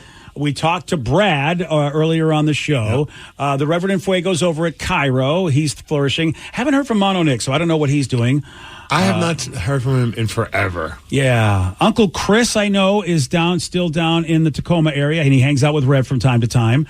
Anybody else? Rev's over at Cairo. Yep. And I'm trying to think of any other, like, we talked earlier about Jared, a.k.a. Johnny Chocolate. Johnny Chocolate. I mean, I see He's Jared on social media. Yeah, and I see him every time there's something about Doctor Who. I always see Jared likes about it with it because he and I are such huge sci-fi geeks. So, but Double R, you're right. He is the mystery. He went off the grid. It's at least been 8 years since I've spoken to him. I did speak to him a little bit after he left the show, and we kept in touch a little bit, but then off, just gone. And I won't say what's going. I won't say one thing, but Steve and I got a communication from somebody that knows him that we thought was a very weird communication. So I do truly hope that Double R is okay. He was a very, very talented guy, and it's life can be really challenging sometimes. I do hope he's okay. Yeah, absolutely. Agreed. I love that guy and miss him. And I just wanted to throw out a conspiracy theory there, but doing radio, I've been doing radio as long as I've been doing stand-up for 30 years, and having the ability to carry a monologue, a conversation, a new monologue every day for 4 hours is such a difficult thing to do, and you do it so well. And I love the fact that you've always brought me on to not just come in to talk about a gig that's coming up. Recently, when I came in, I'm going to do a show. I'm going to make fun of Kiss, and you're like, all right, yeah, sure, come on in. There was one time last year when the Mariners made it to the playoffs for the first time in 20 years, and I just wanted to come in with. I said, I have an idea of how we can support the Mariners and be better fans in the stands, and you were like, yeah, all right, yeah, come on. Yeah, come on in, whatever. Craig, we talk about friends of the show. Steve always makes fun of me because anybody that's on the show, I go. Dude, we'll have a guy on once in studio, and he'll refer to them as a friend of the show every single time. I really want to think that means people like me. But Craig, as we said with Sarah Colonna and John Ryan, you really, really are a great friend of the show. And to your credit, there are so many radio shows that love you, but we just still feel, and maybe it's the Seattle connection, that you really do have a lot of affection for us, and so that's why you can come in and do anything, because you're really a great friend of the show. And quick shout out to Craig. I just saw it on Facebook today is 19 years of your life turning around. Oh, really? That's thanks to another member of our show. And since this is 19 years, I mean, Craig, you do credit Steve Migs for a big part of that. Steve, as a friend, came down on me like a hammer. Okay. And really, I don't think that's the right wording you want to use. Don't kink shame me. I mean, look, I'm happy that you really pounded him hard. Yeah, I mean, look, close relationships are nice, but Steve's a married man now, so we just don't want to. Oh, you mean he really, really had you meet? He gave you that come to Jesus meeting. He did. He really talked to me in a way that I needed to be spoken to, and I am without question. This is my recovery. Is 19 years of borrowed time. There's no question about it. My health was not well. I'd already had a heart attack. And Steve really stepped up, and just as a friend, he really talked to me in a way that I really needed to be spoken to. And I will always appreciate that. But I want to tell you how much gratitude I have for you allowing me to continue this relationship with the radio station that gave me my first big break at KISW. You didn't have to do that. morning shows have their own decisions to make about what kind of a personality they want to have, and you kept me in the loop in KISW, and I'm eternally grateful for that. And this is all the nice guy stuff. It's going to be weird after this is all done, and you can just kick out Sarah and kick her out on the streets and not have to be the nice guy anymore. So it's going to be weird in a few weeks when Sarah ends up homeless. So I know it's yeah. I mean, she's never leaving the house, Craig. It's over. Yeah. I mean, she's like a squatter now, and I'm going to try to. I can now have to go through eviction process. It's not good. Yeah, it's Craig, we love you. Thank you so much for everything you do. And look, even though this is my last day at KISW, I sure as hell hope it's not yours, because you have meant so much to this station. The station has meant so much to you. And man, I got a lot of love for you and the friends we've become over the years. Thank you so much, man. I also appreciate your honesty about you've told me things on the air about issues that you had with anger management that I thought was incredibly transparent and showed that you were really working on yourself. And I love you, and I'm looking forward to what's coming next. And I just want to call in to say that. Thank you so much. Craig Gass, man, a great guy. Great Thank you, dude. Craig. Yeah. Since he brought that up, Ryan Castle walked in, and I think it's perfect because... What, the recovery thing? We want to talk to you. This is an intervention. This has actually all been a setup for my intervention. Yeah, it's time for me to do to you what I did to Craig Gass. I'm not going anywhere, but you are, Ryan, to rehab. It was only a matter of time. I especially for Steve and Ryan, you have definitely been around in Hair Club. It has not been easy to work in the same building with me, and it is not lost on the fact that we were able to produce tremendous ratings, tremendous results, and and when you have somebody like myself who, really should have been in therapy a lot sooner and didn't, and yet people still were able to get it done. There were some really tough and miserable moments for so many people. I am so grateful for the patience, the understanding, the kindness. Steve has never, you call him on the phone, never has he never been able to answer the phone and say, what do you need? And never have I ever asked of Steve anything that has never been done. One of the most solid people I have ever worked with in my career. It's like I never had to worry about anything because I knew that Steve would just get it done no matter what. And I'm a crazy person. I am a massively crazy person.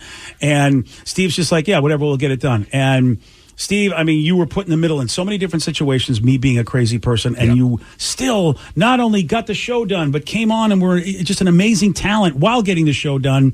I don't think people realize how just an amazing of a talent, performer, dude that you are. And for 17 years, this doesn't happen if there's not a quality person like you in my life. So I want to thank you for all of it. I appreciate that, man. I've been like, I don't know what to say, honestly, because there's a lot of people I want to talk to. There's a lot of people that are going to be joining us, and I've had a million things in my head of what I want to tell you. But I will say this, and it's interesting. I go on social media, and I see everything that's been posted about it, and I read the comments and how much love you have. But the thing that struck the most to me was reading everyone who shared your post and then shared their own personal experience of what you've done for them. And I've never been a person that's cared about money or ratings or anything like that when it comes to like the world of radio. I've cared more about respect and legacy. That's always been like my thing. And if you would have asked me 15 years ago what BJ Shea's legacy was going to be, I'd be like, he's the angry guy who throws turds in punch bowls, but he's a good dude. Yeah. But he's a good dude until he's not a good dude. Yeah. But I loved you, and I still do, obviously. But like that would have been in my eyes your legacy. And I don't know how to put this into words really well, other than I would compare you a lot. I'm trying not to get too emotional about this, but I would compare you a lot to like my brother. And you know how much I love my brother. Yes. But my brother, in the early stages of me knowing my brother, it was very difficult. Loved him, but it was very difficult. It was abusive. It was this, it was that. Then over the years, obviously, he got into the military and became my hero. And the person that I absolutely respect and admire because of how he turned his life around. Now, granted, you're never going to be a war hero or fight in Afghanistan or Iraq or anything like that. But very true. But I do appreciate the subject. But from all the time that you've put into becoming a better person, and then I see what everybody has written about you, you have changed so many people's lives, not just with radio. You've been a mentor to many people. You've been a person that's advocated for a lot of people. You've been a person that's gone to bat for a lot of people. And I hope you know, when you go to bed at every single night, and I mean this from the bottom of my heart, you have created a legacy that will live in this market and in radio forever. Like there's not many people like you. You're one of a kind.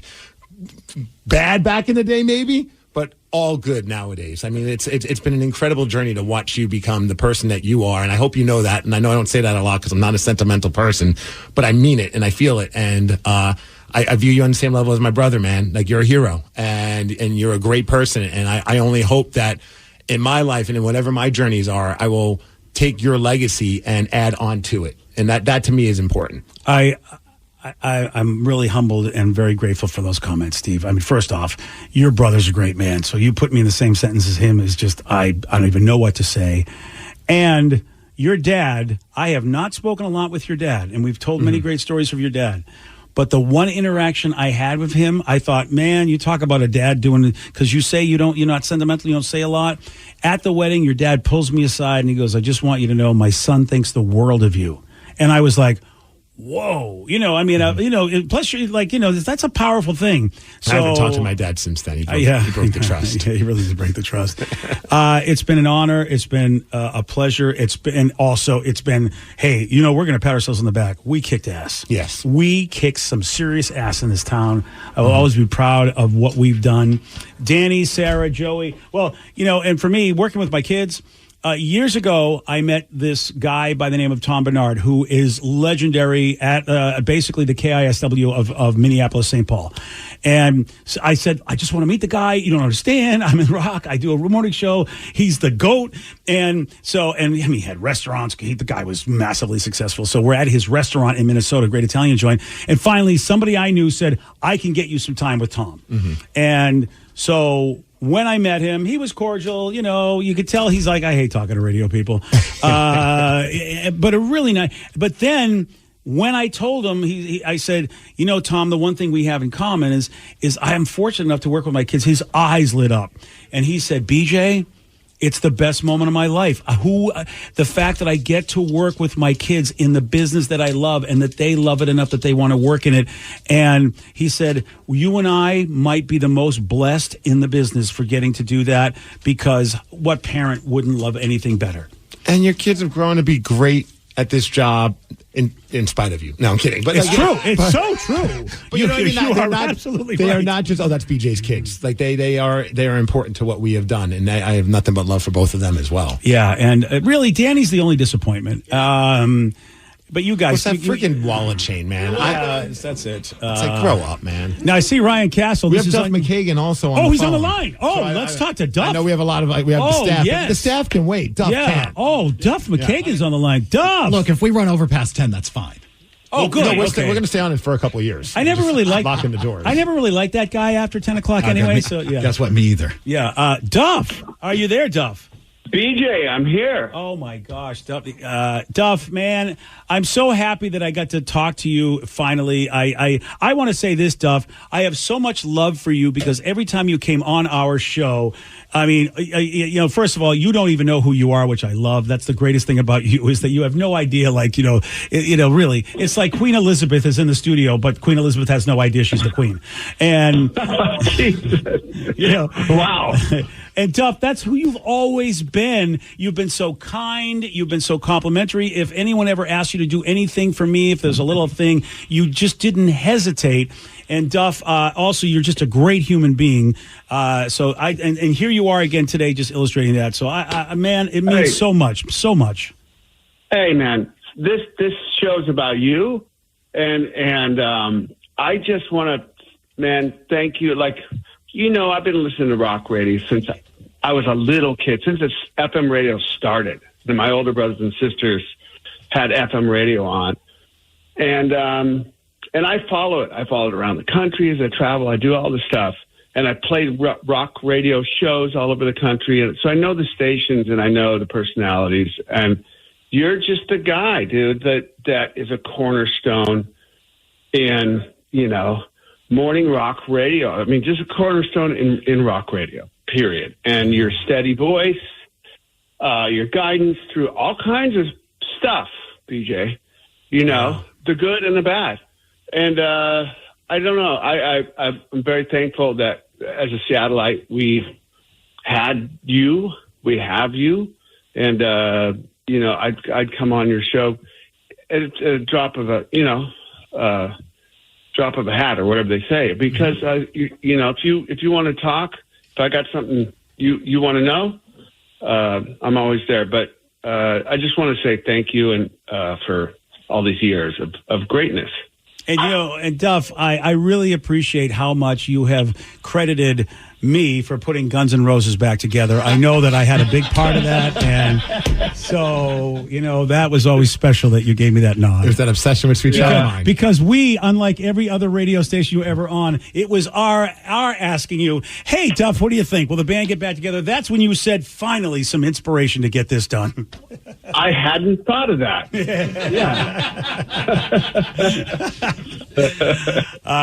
Duff, here's the thing, and I don't know if you're ready. I don't want to put you on the spot, but every time we have you on the show, Duff usually has a joke. Did you get one just in case? Because we love the Duff McKagan joke of the day.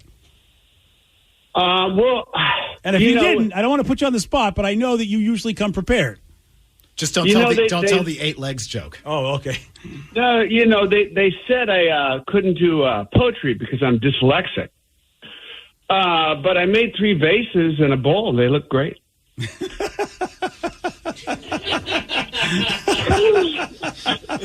That is fantastic. I love Is that a slow one? No, you know what? That is going to take some people actually some time to figure out what you were talking about, and I love that.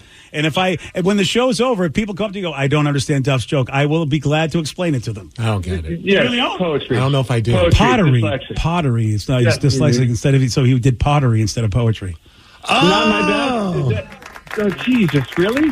I'm sorry. It's been a long morning. Did it really take you that long? You can make a horse to water. My brain is just off at this point. It's been a rough morning there, Duff. Come on. Wow. Yeah. See, the joke gets better as you think about it, right? Now I really like it. Yeah, you got to give it some time. Duff, thank you so much for everything you've done. Thank you for joining me this morning. It's a bittersweet day, but the moments talking to people like you make it sweet, and you've been really, really so kind. Thank you so much, Duff. Cheers, man. Thank you, BJ. Thanks just for everything, and bon voyage, and best of luck. Thank you, man. Duff McKagan. Much love, Duff. I don't know if you've heard, he's in this little band, Guns N' Roses. Thanks, pal. Yeah, thank you, Duff. Appreciate it. We got another rock star friend in Aaron Jones that's also on the phone. Oh, this is my karaoke buddy, Aaron Jones. Aaron! Hey, what's up, BJ? What's going on, man? How you doing? Yeah, look at all these talented people. I don't know why they're wasting their time. That's the first time you said that this morning. Yeah, I know. Aaron, man. I'm so happy you're calling in, buddy. Man, I had to. It's dude, you have been such an integral part of the Pacific Northwest pretty much my entire life, dude, and it was really important for me, and I'm sure for the rest of the Seattle. I think about Seattle too, man. Seattle's not Hollywood. We're not those cats that get too big to be cool with the local cats around the area. So it's just important that myself and I'm sure other artists came and let you know how much you mean to us and how you shaped our careers and open up the space for us to be who we are. You know what I mean? So I had to call you and let you know, man, how much we appreciate you. Aaron, thank you so much. And, at The Rock, we always have a lot of pride when one of our own in this area transcends Seattle, get national, international attention. And, of course, you have a ridiculous amount of talent. And you are like one of the you're probably not going to like this because it it hurts the brand, but one of the sweetest guys that I know. And how dare you? How dare you? I know you're the boys of the Puget Sound. I get it. I know that the police have already been called because that's how bad you are. I get that. But you just love it when good people do good, and you are so passionate for the art and the performance. And I'm just proud to say that you know my name, Aaron, and thank you so much for calling in. Man, it's mutual, man. It's I don't know if a lot of people realize, coming up in Seattle in the modern era. I've been doing this for about a little over 10 years as a touring artist, and coming up in the modern era of music, especially coming out of Seattle, it can be really tough to break, especially if you don't have people like yourself to back you up, man. So it was just really important for me to let you know how much we appreciate you and love you, man. Thank you for everything you've done for the scene. My pleasure. Aaron, You rock, Aaron. Aaron, you want to say anything? You going anywhere, doing anything? What should people be looking for? Websites, whatever. Mornings on KISW. Oh, man. I'm doing You're the one stabbing me in the back. You know what? There's so many people. Dude, call me after this so we can talk about January 2nd. Wow. The body's not even cold yet. Alcohol. Hey, Ryan, as you're pouring your celebratory champagne talking. Ryan's literally pouring a drink of champagne celebrating Aaron Jones, the new hire. No, you got a New Year's show at the Showbox, right? That's right. I got a New Year's show at the Showbox coming up this New Year's. I'm actually auctioning off my pedal board for a little help for the holiday season for Save the Children. If you go to my my socials, you can see for a chance to grab that pedal board and contribute to some of the love for the children around the world. And, that's about it, man. Right now I'm staying home. And in February I take off, head out to France, and then I'm on a rocket ship, baby. I'm on tour for a while after that. So, but yeah, I got that New Year's Eve show coming up on New Year's Eve at the Showbox. All right, man. Aaron, love you. Thank you for calling in. It means so much. Thank you, man. Aaron Jones right there. That kid's going places. That's all I got to say. There's another radio show calling me. We put another radio show? Yeah, there is actually. Okay. Is it okay to put them on? I mean, why not? All right. Are they from Kixie and Everett? No, actually, they're from Star 101.5. It's Kurt and Jen, actually. Oh, no way. Hello.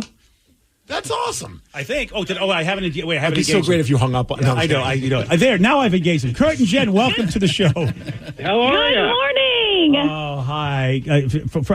Kurt, I don't know if I've met you or not, but I love Jen. Jen gave me one of the best lines that I use every time when people look at me, because I said something to Jen one time, and she goes, "Well, big shocker, Betty Crocker," and I go, "I am stealing." I said, "I am going to steal that forever." Right. I love that line.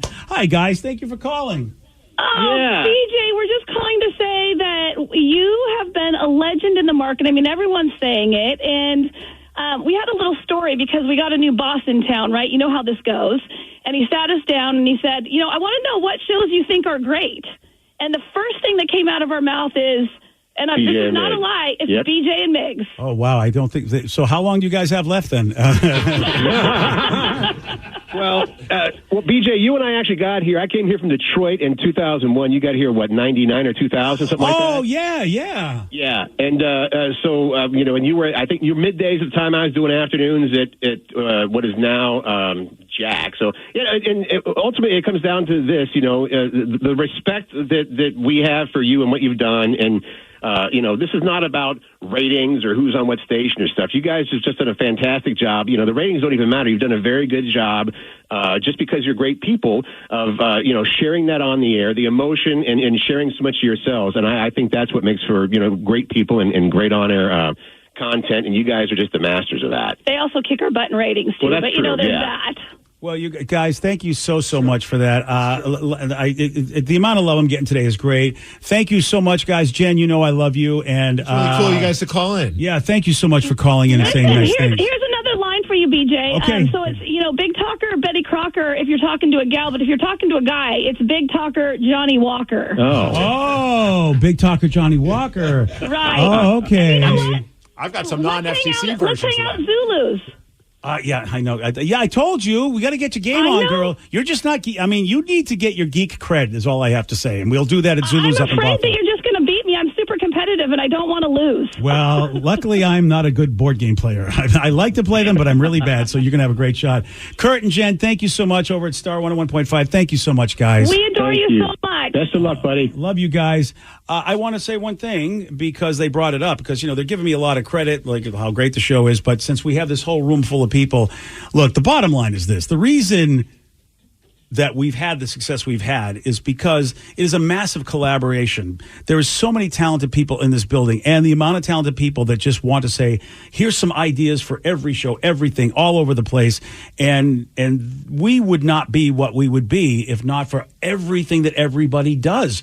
You do a thing like Live Day, and we're the ones that look like we're like, hey, we're the stars. But in reality, like I'm an idiot. None of those ideas were mine. I didn't say Live Day. I didn't tell you to put those. I didn't do any of this. But I look like a hero. I'm an idiot. Yes, I mean that really is it. This doesn't happen. A great show doesn't happen if you don't have an amazing group of people around you. It's never about one person, even though today we were making it about one person. But, I mean, and we got a whole room full of people. Take your damn flowers, BJ. Come on. All right. I mean, but it's really true. And I know you got a room full of people. What are we doing, Steve? I know we got calls, but we got Ryan Castle here. Thrill came in. Came on well, in. that's because the alcohol's here. Daly, Kyle Court. I'm here for the champagne, man. I'm not going to lie to you. Yeah, I will say this, man. 18 years ago, we got here. I've never worked with anyone as long as I've worked with BJ, right? Well, outside of Miles and Ted, right? Yes. But never worked with anyone this long. And when we interviewed in Seattle, Dave Richards was driving us around, and I'm never convinced all the time that people in radio are awesome. That's not an insult to anyone. I just have a way that I like to do my show, right? And I'm relentless about it. I don't care what corporate says. I do not care about any of that. I'm going to do it the way I want to do it. So I'm always convinced people want to do things as corporate asks them to. So your show was on in the car, all right? And we were driving up to the studio for Dave to show us. And I just remember hearing this one thing. You were talking about your penis. Already a good sign. And then you called it your mayonnaise cannon. And I looked at Dave. What? And I told him, What? I am home. What? I said, if that guy has a mayonnaise cannon, then I'm where I need to be, man. This is the place we need to be. And that was on the Buzz. And then we moved over to KISW, man. And we've been here as long as we've been here. Yeah, and it's been spectacular. And you told me a great thing when we did our live day backstage, right? Because, people, you see what we do on stage. You don't know the conversations behind the scenes, man. And BJ came up and put his arm around me and said, brother, we've been doing this for 18 years. It's been great. And we have no conflicts. There's no ego, right? We all have big attitudes. Yes. We all have a lot to say. Make no mistake about it. Ask our wives if you need confirmation on that. We got a lot to say a lot of the time. BJ came up and said, bro, it's been great working with you, which is true. Because for 18 years, no conflict. We do what we do, and both of us, man, it's about pushing the message of our shows forward, man. Congratulations on that. Thank you, man. Not a lot of people get to do that, right? Most shows last, 3 to 5 years? Yeah. And then they move somewhere else. And to be here for this long and do what you do is the big difference. I think a lot of that lack of conflict, though, could be attributed to the fact that you're not here at the same time every day. I think that has everything to do with it. I think that is 100% correct. It surely doesn't hurt. And Ryan, you don't know how true to that is. You probably do know how true to that. Because when I worked at the I'm here for both of you. Well, you remember when I was at the Buzz, I was not allowed of the building because I did have a little conflict with a show. Which also endeared you to me. I'm like, I don't know what the issue is. I just hear there's like lawsuits. I'm like, awesome. This guy's good, man. They had to build a special studio.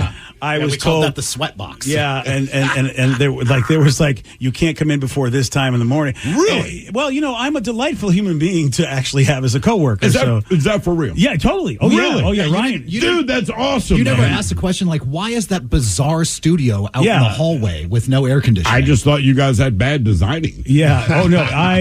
There was a decree, a demand from that show that we don't. Good on you, man. We don't want to see him. We don't want to look. We don't want to hear him.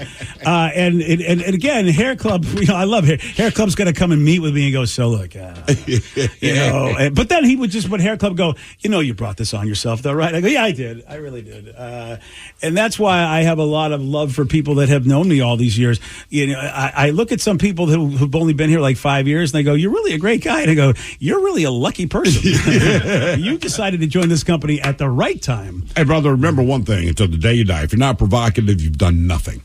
Yeah. If you're not provocative, you've done nothing in this world. If you do not piss people off or make them laugh or any of that, then you have accomplished exactly nothing. And I respect you for doing that all the time, relentlessly. Well, Bob, and when we had Bob Rivers on the show, he talked about how much he learned from being around me. And I will say the same thing about you guys, is that you guys came in, you did your show, and when you were on the Buzz doing nights, and I just remembered in my brain, it's like, wow, these guys are so good. I really need to listen. And what did they do? What can I add to just because of just how you guys are so good? And also, I would ask you questions. And, most radio talent in this industry and whatever, you'd ask a question, they go, I'm not going to tell you that, you little peon. Go figure it out for yourself.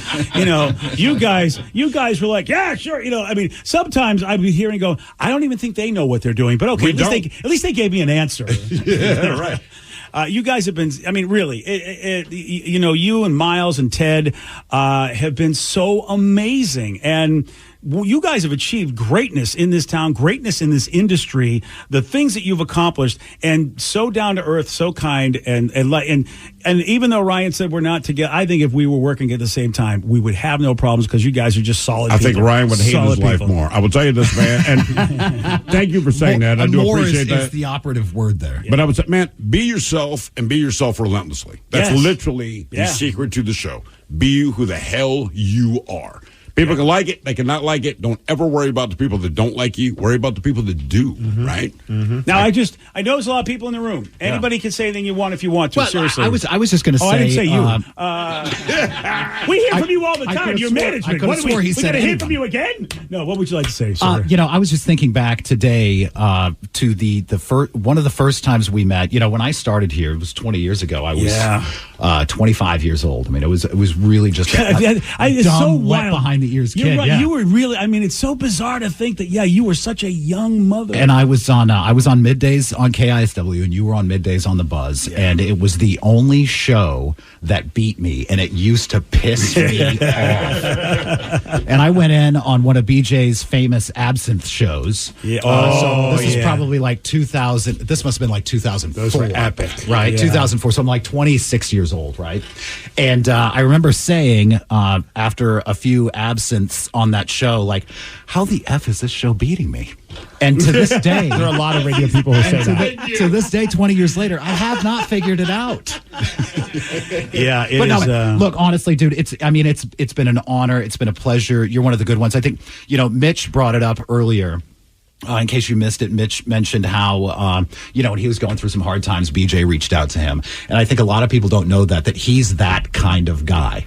There are countless people in this business that he has helped out over the years and decided to be a mentor for. I can't tell you how many emails I've gotten over the years from BJ, someone he was working with that was trying to find a job. Yeah. He was trying to help them find work. And I just hope that you kept in touch with them so they can return the favor. Touching tribute. I would be pissed, but that is really good advice. But I look forward, BJ. I look forward to hearing your new show, which I'm going to tell everybody now will be as BJ the DJ, playing your favorite classic country hits from 10 p.m. until midnight on KISW AM in Everett. It has been a dream. It's been a dream. It's the last thing on my bucket list. I love you, That's brother. why Thank you buy so that. thank you so much. Thank you, Ryan Castle. Dude, we love working with you, and we've had so much fun over the years. And so, some of us do. And when Hair Club left, and I said, if they don't give the job to Castle, I'll be me. I'll be me, and I'll drive. I told Dave, I said, I'll drive you crazy if he doesn't get the gig. I'll just let you know that whoever comes in here was going to have problems. Oh, that's a fact. Yeah. I'd look at him and go, is your name Ryan? No. Good. Get out. One thing did occur to me today, though. This has been really great radio. We should do this more often. All right. Well, you'll have to hire Tune in me Monday for BJ's second last show. You're going to have to hire me back and then put me on like a week contract, and we'll just do this over Groundhog Day. BJ's last show, part 2. We have a guy on the show. We have another radio guy that wants to say hi, and Okay. I would like to talk to him. It's John Curley from way back Evening Magazine, now on Cairo. John, what's up, buddy? BJ Shea, it's like a funeral, but we get a chance to talk to the dead guy. This is great. It is. It's like, I don't know if you saw that Curb Your Enthusiasm where Albert Brooks did that, and he wanted to have his funeral, but he wanted to be upstairs in a bedroom and watch it all on closed circuit. You're right. It's exactly like that. This is it. By the way, I have so many people have so many great things about you, but BJ, I wanted people to know this, that the reason so many people, there's such an outpouring of support for you, you treat everyone exactly the same, whether it's the guy that's cleaning up at the end of the night, throwing the garbage cans out, or just somebody else that's way up in the business. Everyone is treated with the respect and dignity. You are a truly, truly great human being. I just wanted people to know that and throw that in there as well. Well, and I'm a big fan. Wow. I'm a big fan. Wow. I know all the mentoring. You guys just talked about the mentoring that was done. You hear of somebody having problems, you help them, you call them, you check on them. You're a you're one of the rare individuals in this business that has no ego in this. And that's probably a good reason for that, because just take a good look at you. But BJ, thanks for being the real deal. Thank you. John, thank you. The words mean a lot. And, man, what I mean, when somebody who is like in your brain, you go, well, this guy is way more mega talented, way more successful. He's been on TV. He's been everywhere. And when somebody that says kind things, my brain goes, did he have a concussion? Is he okay? Does he know is he calling the right person? Thank you so much, John. That is, this is the bittersweet part of a day like this is, he's right. It's like, it is a funeral, but I am still alive, and it's nice because you get to hear it. When I'm dead, I don't think I'm going to hear that stuff, or I'm going to probably be in heaven and forget you people. As long as we don't play I Believe I Can Fly or any of those sad songs, I'm okay with this funeral. Oh, really? Yeah. I almost want to play. No. All right, I'll play Dominic the Donkey. I have no problem playing. So, Steve, as usual, you know me. I don't know what the hell we're doing. Well, I usually turn to you. Let's let's let people talk. Yeah. Taryn Daly, What's up, everybody. guys? I just wanted to say, obviously, we've heard it time and time again this morning, and you have been a mentor to people. You have been a supporter. The things that you've done for the city of Seattle as a whole are completely unmatched. And things like I'm Listening, which I know you were such a champion and such a powerhouse in driving that, and the number of lives that you've touched in that world is just unparalleled. On a personal level, God dang it.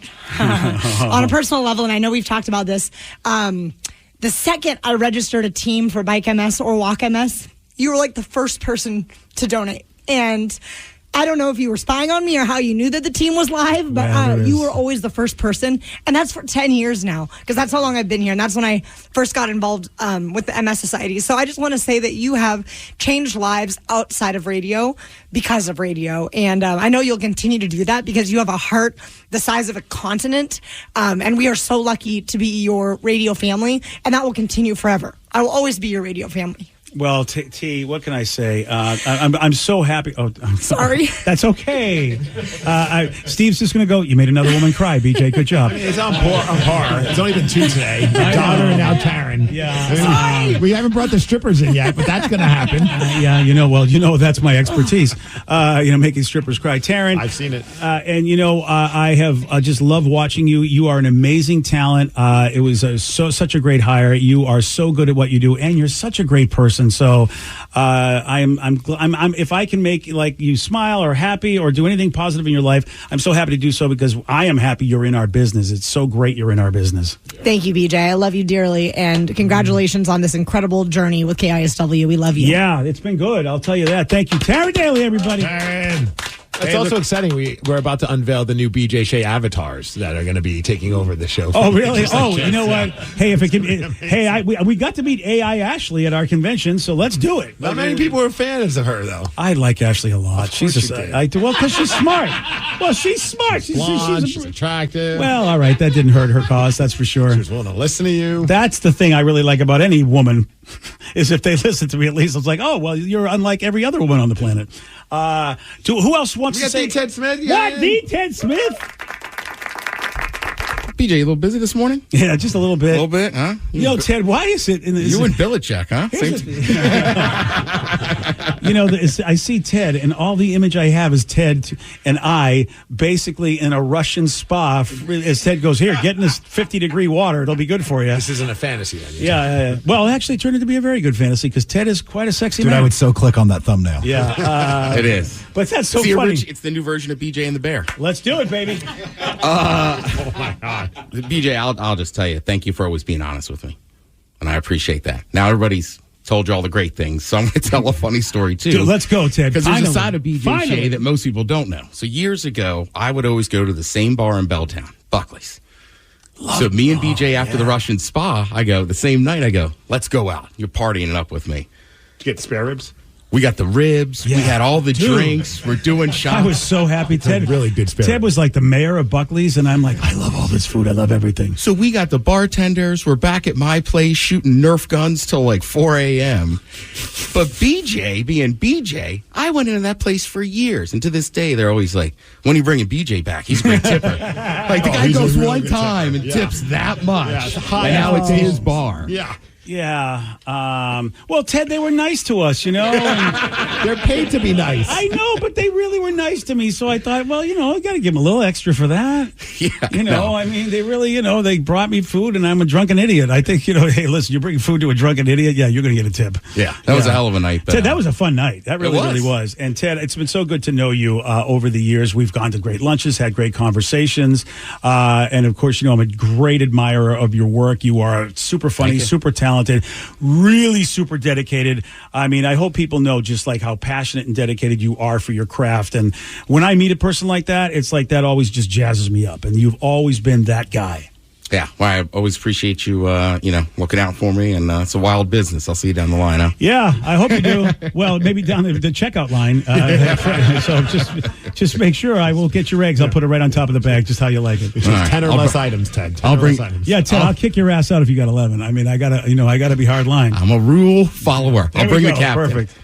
All right. Oh, look who it is. Is it Kevin or Miles? Who we got? Let's go, Kevin. Let's go, Kevin. Kevin. So I wanted to say one of the most unique things that KISW does is we give a spotlight for local artists. Every Friday, you guys have a segment called BJ and Migs, local band, Loud and Local Band of the Week. Yes. As the host of Loud and Local, I wanted to speak on part of the entire Northwest music community and say, like, thank you. You have exposed hundreds upon hundreds of hardworking blue-collar musicians across the Northwest to humongous audiences. I just want to say thank you, because that is such a rare thing at a drive time, top-rated radio show to play a band that records in their basement, and it's awesome. So I wanted to say thank you. Congratulations. You're a legend, man, and it's just been an honor, man. Thank you Kevin, very much. You're very, very welcome. I will say it was the one thing that we did on the Buzz, on the midday show. We did it, and probably the smartest thing Steve ever did was say, but we need to change the name of what you called it. Do you remember what we called it? American Idiots or something? No, it was worse than that. It was a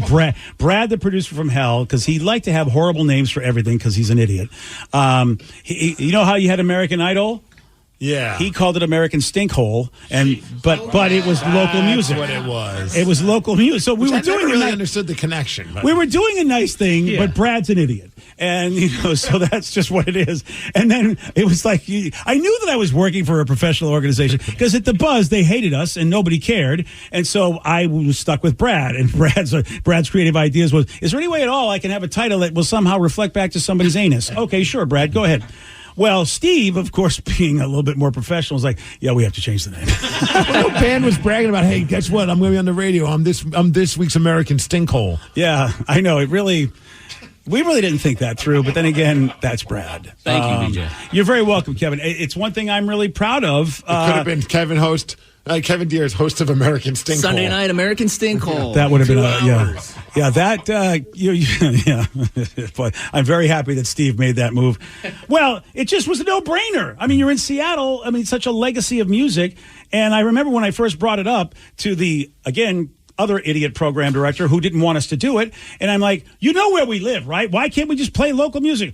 Well, you're a talk show. That's when I remember when he sat there and he said that to me. And I just looked him in the eye and I go, I really am going to tell you this right now. What's that? I will never run another idea by you again. You're an idiot. And I walked out of his office. And I can't understand why management didn't have a good relationship with me. But it turned out to be a great idea and has been a great legacy of our show to be able to feature local music in a town where local musicians are really good. Yeah. Whoa, shocker. Shocker. Except for Johnny Walker. Except for Wyatt Only. You got it in. Yeah. Did I say that out loud? Yeah, no, Wyatt Only. He's moderately. Here comes the text from talented. Wyatt. Yeah, here we go. All right, we have another fine gentleman. Miles is in the house. Who? Good morning. Now, Miles, I'm going to tell you this right now. Okay. I am going to miss our drunken therapy sessions. Because, I was going to tell a story about this. Actually. Because here's what I know. If Miles has a beverage, all of a sudden it's like Lucy, the doctor is in. Have a bottle. Well, damn. I mean, thank God that doesn't happen very often. No, not at all. And so what do you got for me, brother? I can't remember if we were at an event or a party or whatever, and you were in the corner and you were talking to this woman, and she had her back to me, so I could not really see her very well. But you guys are sitting there at a table, and it's just you two, and you're going one-on-one, and I know you love to talk to people, give them advice, like a life coach, and you're both sitting there, and this woman is very interested in what you have to say. And I can't remember if I needed to ask you a question or whatever the deal was, but I was going to politely wait to come over to say, hey, whatever the deal was. But the conversation keeps going on and on and on and on. and I'm like, all right, well, I'll just let you do your thing, So I finally the hell with it. I'm going to go over there. And again, I can see you. You're facing me. I can't see the person you're talking to. But I'm like, I'm just going to go and politely interrupt real quick and just say what I'm going to say. And I'm like, excuse me, BJ. And this woman just whips around. And she just glares at me. And I'm like, oh, my God, that's my wife. And I was like, oh, no, man. When I get home, I don't know what the hell's going to go down, but oh man, they've been at it for like a half an hour. This is not good. Remember that. This is not good for me, dude. The thing in my life growing up, I loved talking to women more than men. I always did, and so because they cry quicker. I was like, oh no. But I totally remember that. First of all, I love the fact you didn't know I was talking to your wife. No. I love that. Again, her back was turned to me. Yeah, so I love that. And your coworker just asked me about my relationship with my father. This is very weird. And then I'm sitting there going, this is awkward because I don't think a wife should have this kind of sort of horrific disdain for the person that just interrupted her because that happens to be the husband. And I'm like, I got to get out of here. That's her. I got to get out of here because Miles is going to hate me. She's going to hate him. This is not the kind of triangle I want to be involved with. No, it all worked out. I recognize her from the back. Oh, jeez. Ladies and gentlemen. There's the reason I didn't. Yeah, okay then. There's a lot to unpack here. I'm listening. It is my last show, and now we've gone over time, Steve. Sorry, KISW, Seattle, Washington, broadcast. Nailed it. RID. No, you nailed it. That was exactly what I was hoping you were going to do. I haven't done one of those in a long Verbatim. time. Yeah. Wow, everybody's here. Like the whole gang is here. Wow. Is anything going on? Come on, Mike. Come on. Did I miss a memo? Is something happening? This, of course, is my last show at KISW. It's not a bit. And everyone has been so kind to come in early. I knew that if we had alcohol, the men's room would come in. So thank you guys. Well, we're blocking the door now, so you can finally listen to Pearl Jam's 10, BJ. So. Oh, is that what, that's what this is about? Yeah.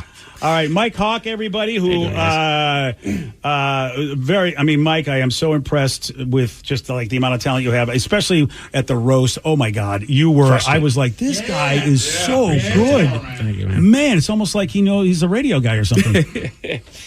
A lot of folks don't know this, but I was a major fan of the radio station before I even thought about getting into radio. I worked detailing cars and had a lot of time around radio. And when I found KISW, BJ, you and Steve and this morning show was the first impression that I got, and it was the first thing that kept me coming back to the radio station. And listening to you guys every morning, you got me through quite a bit of the work that I was doing down there. It was breaking me mentally, physically, and you guys were absolutely an inspiration and kept me going each and every day. And it was eventually my inspiration to what I wanted to do with my life and get into radio. So I want to thank you very, very much for that, for getting me into this wonderful business that we are in, and it has been an absolute pleasure and honor to work across from you for all these years, man. Thank you, Mike. Steve, how many times do people come up to us and say, how can I do what you do for a living?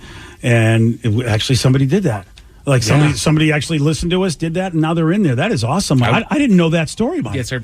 I walked in the door. Honestly, they had it open for me, and I walked right in. I actually was nearly your guys' intern at one point. Oh man! Because I went to school down at Green River Community College, and Dave actually came and he talked in front of our class, and he gave a card and said, anybody wants an internship, get a hold of me. And so I got in touch with him. He says, what department do you want to intern for? I said, of course I want to be on air. And so he actually directed me to you guys. I think it was actually the Rev that emailed me. It's like, well, I got an internship for July if you're available for that, or I can push you off to the next show. And I was like, I really want to get into this as quickly as I can, so shove me off to the next show. And that's when I jumped on with these guys. And then actually... You're welcome! You are. You're welcome, you bastards! All of our interns have gone on to pure failure, both in professionally and personally. So, by the way, who the hell... can I ask you what intern we took over, Mike? That was a mistake. And Red was in charge of the interns. Well, you know what? But then get this, my aunt, who's also in the auction industry, she actually buys a silent auction item to sit in on your show back when we were having people that would come come into the studio, you guys would have guests like most every morning.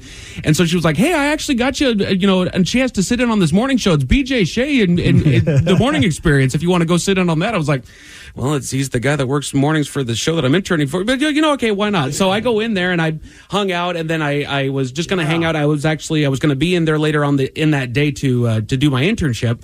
And Steve, you actually pulled me on, and you were like, "If you want to just sit on the podcast, that's fine too." And so I hung out there. The Ted Smith shows up later on. He actually busts in on the podcast, and I don't know if we can even find it anymore, but he walks in and his first line is, "Why is our intern in here?"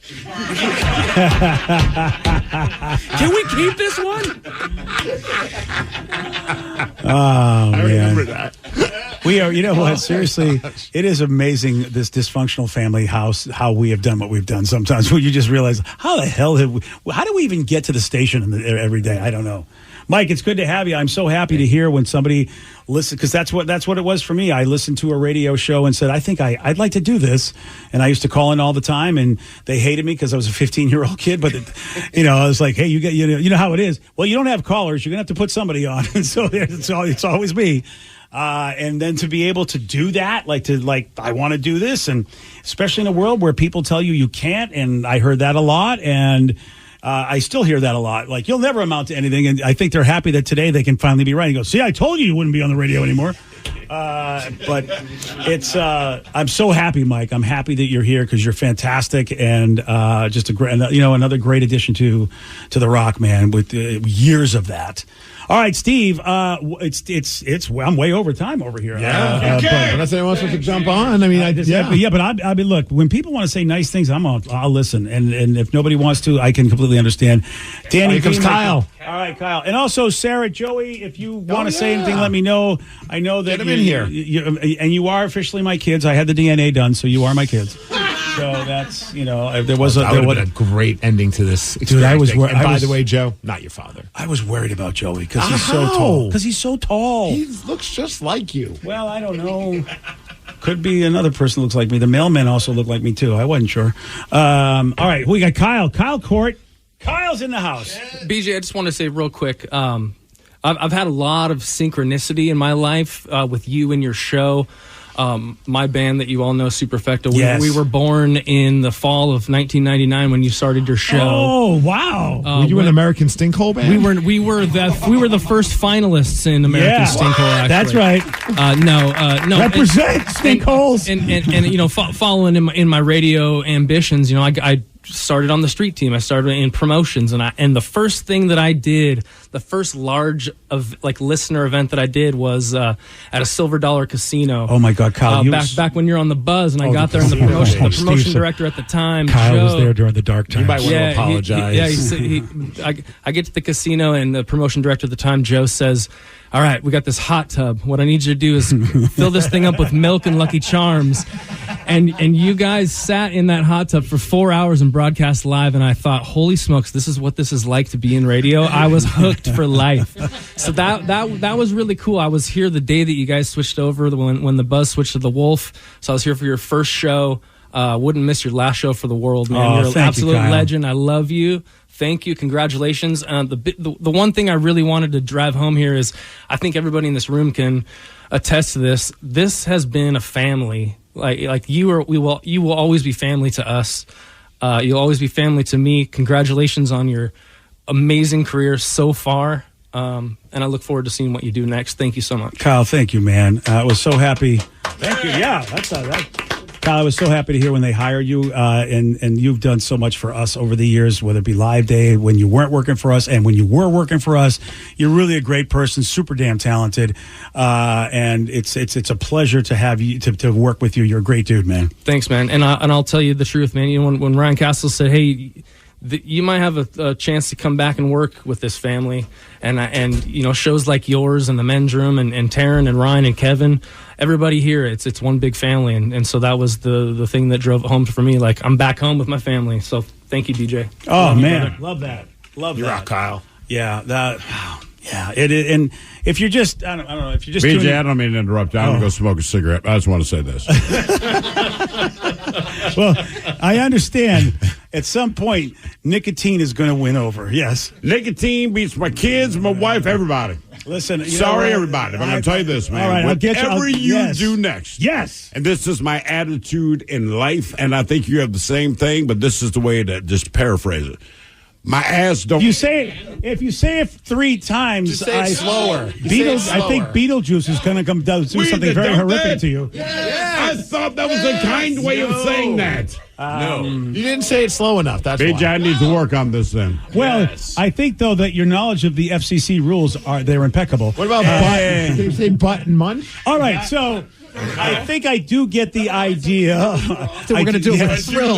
Yes, in a couple of days. Thank you. I appreciate the sentiment. The finish of that though.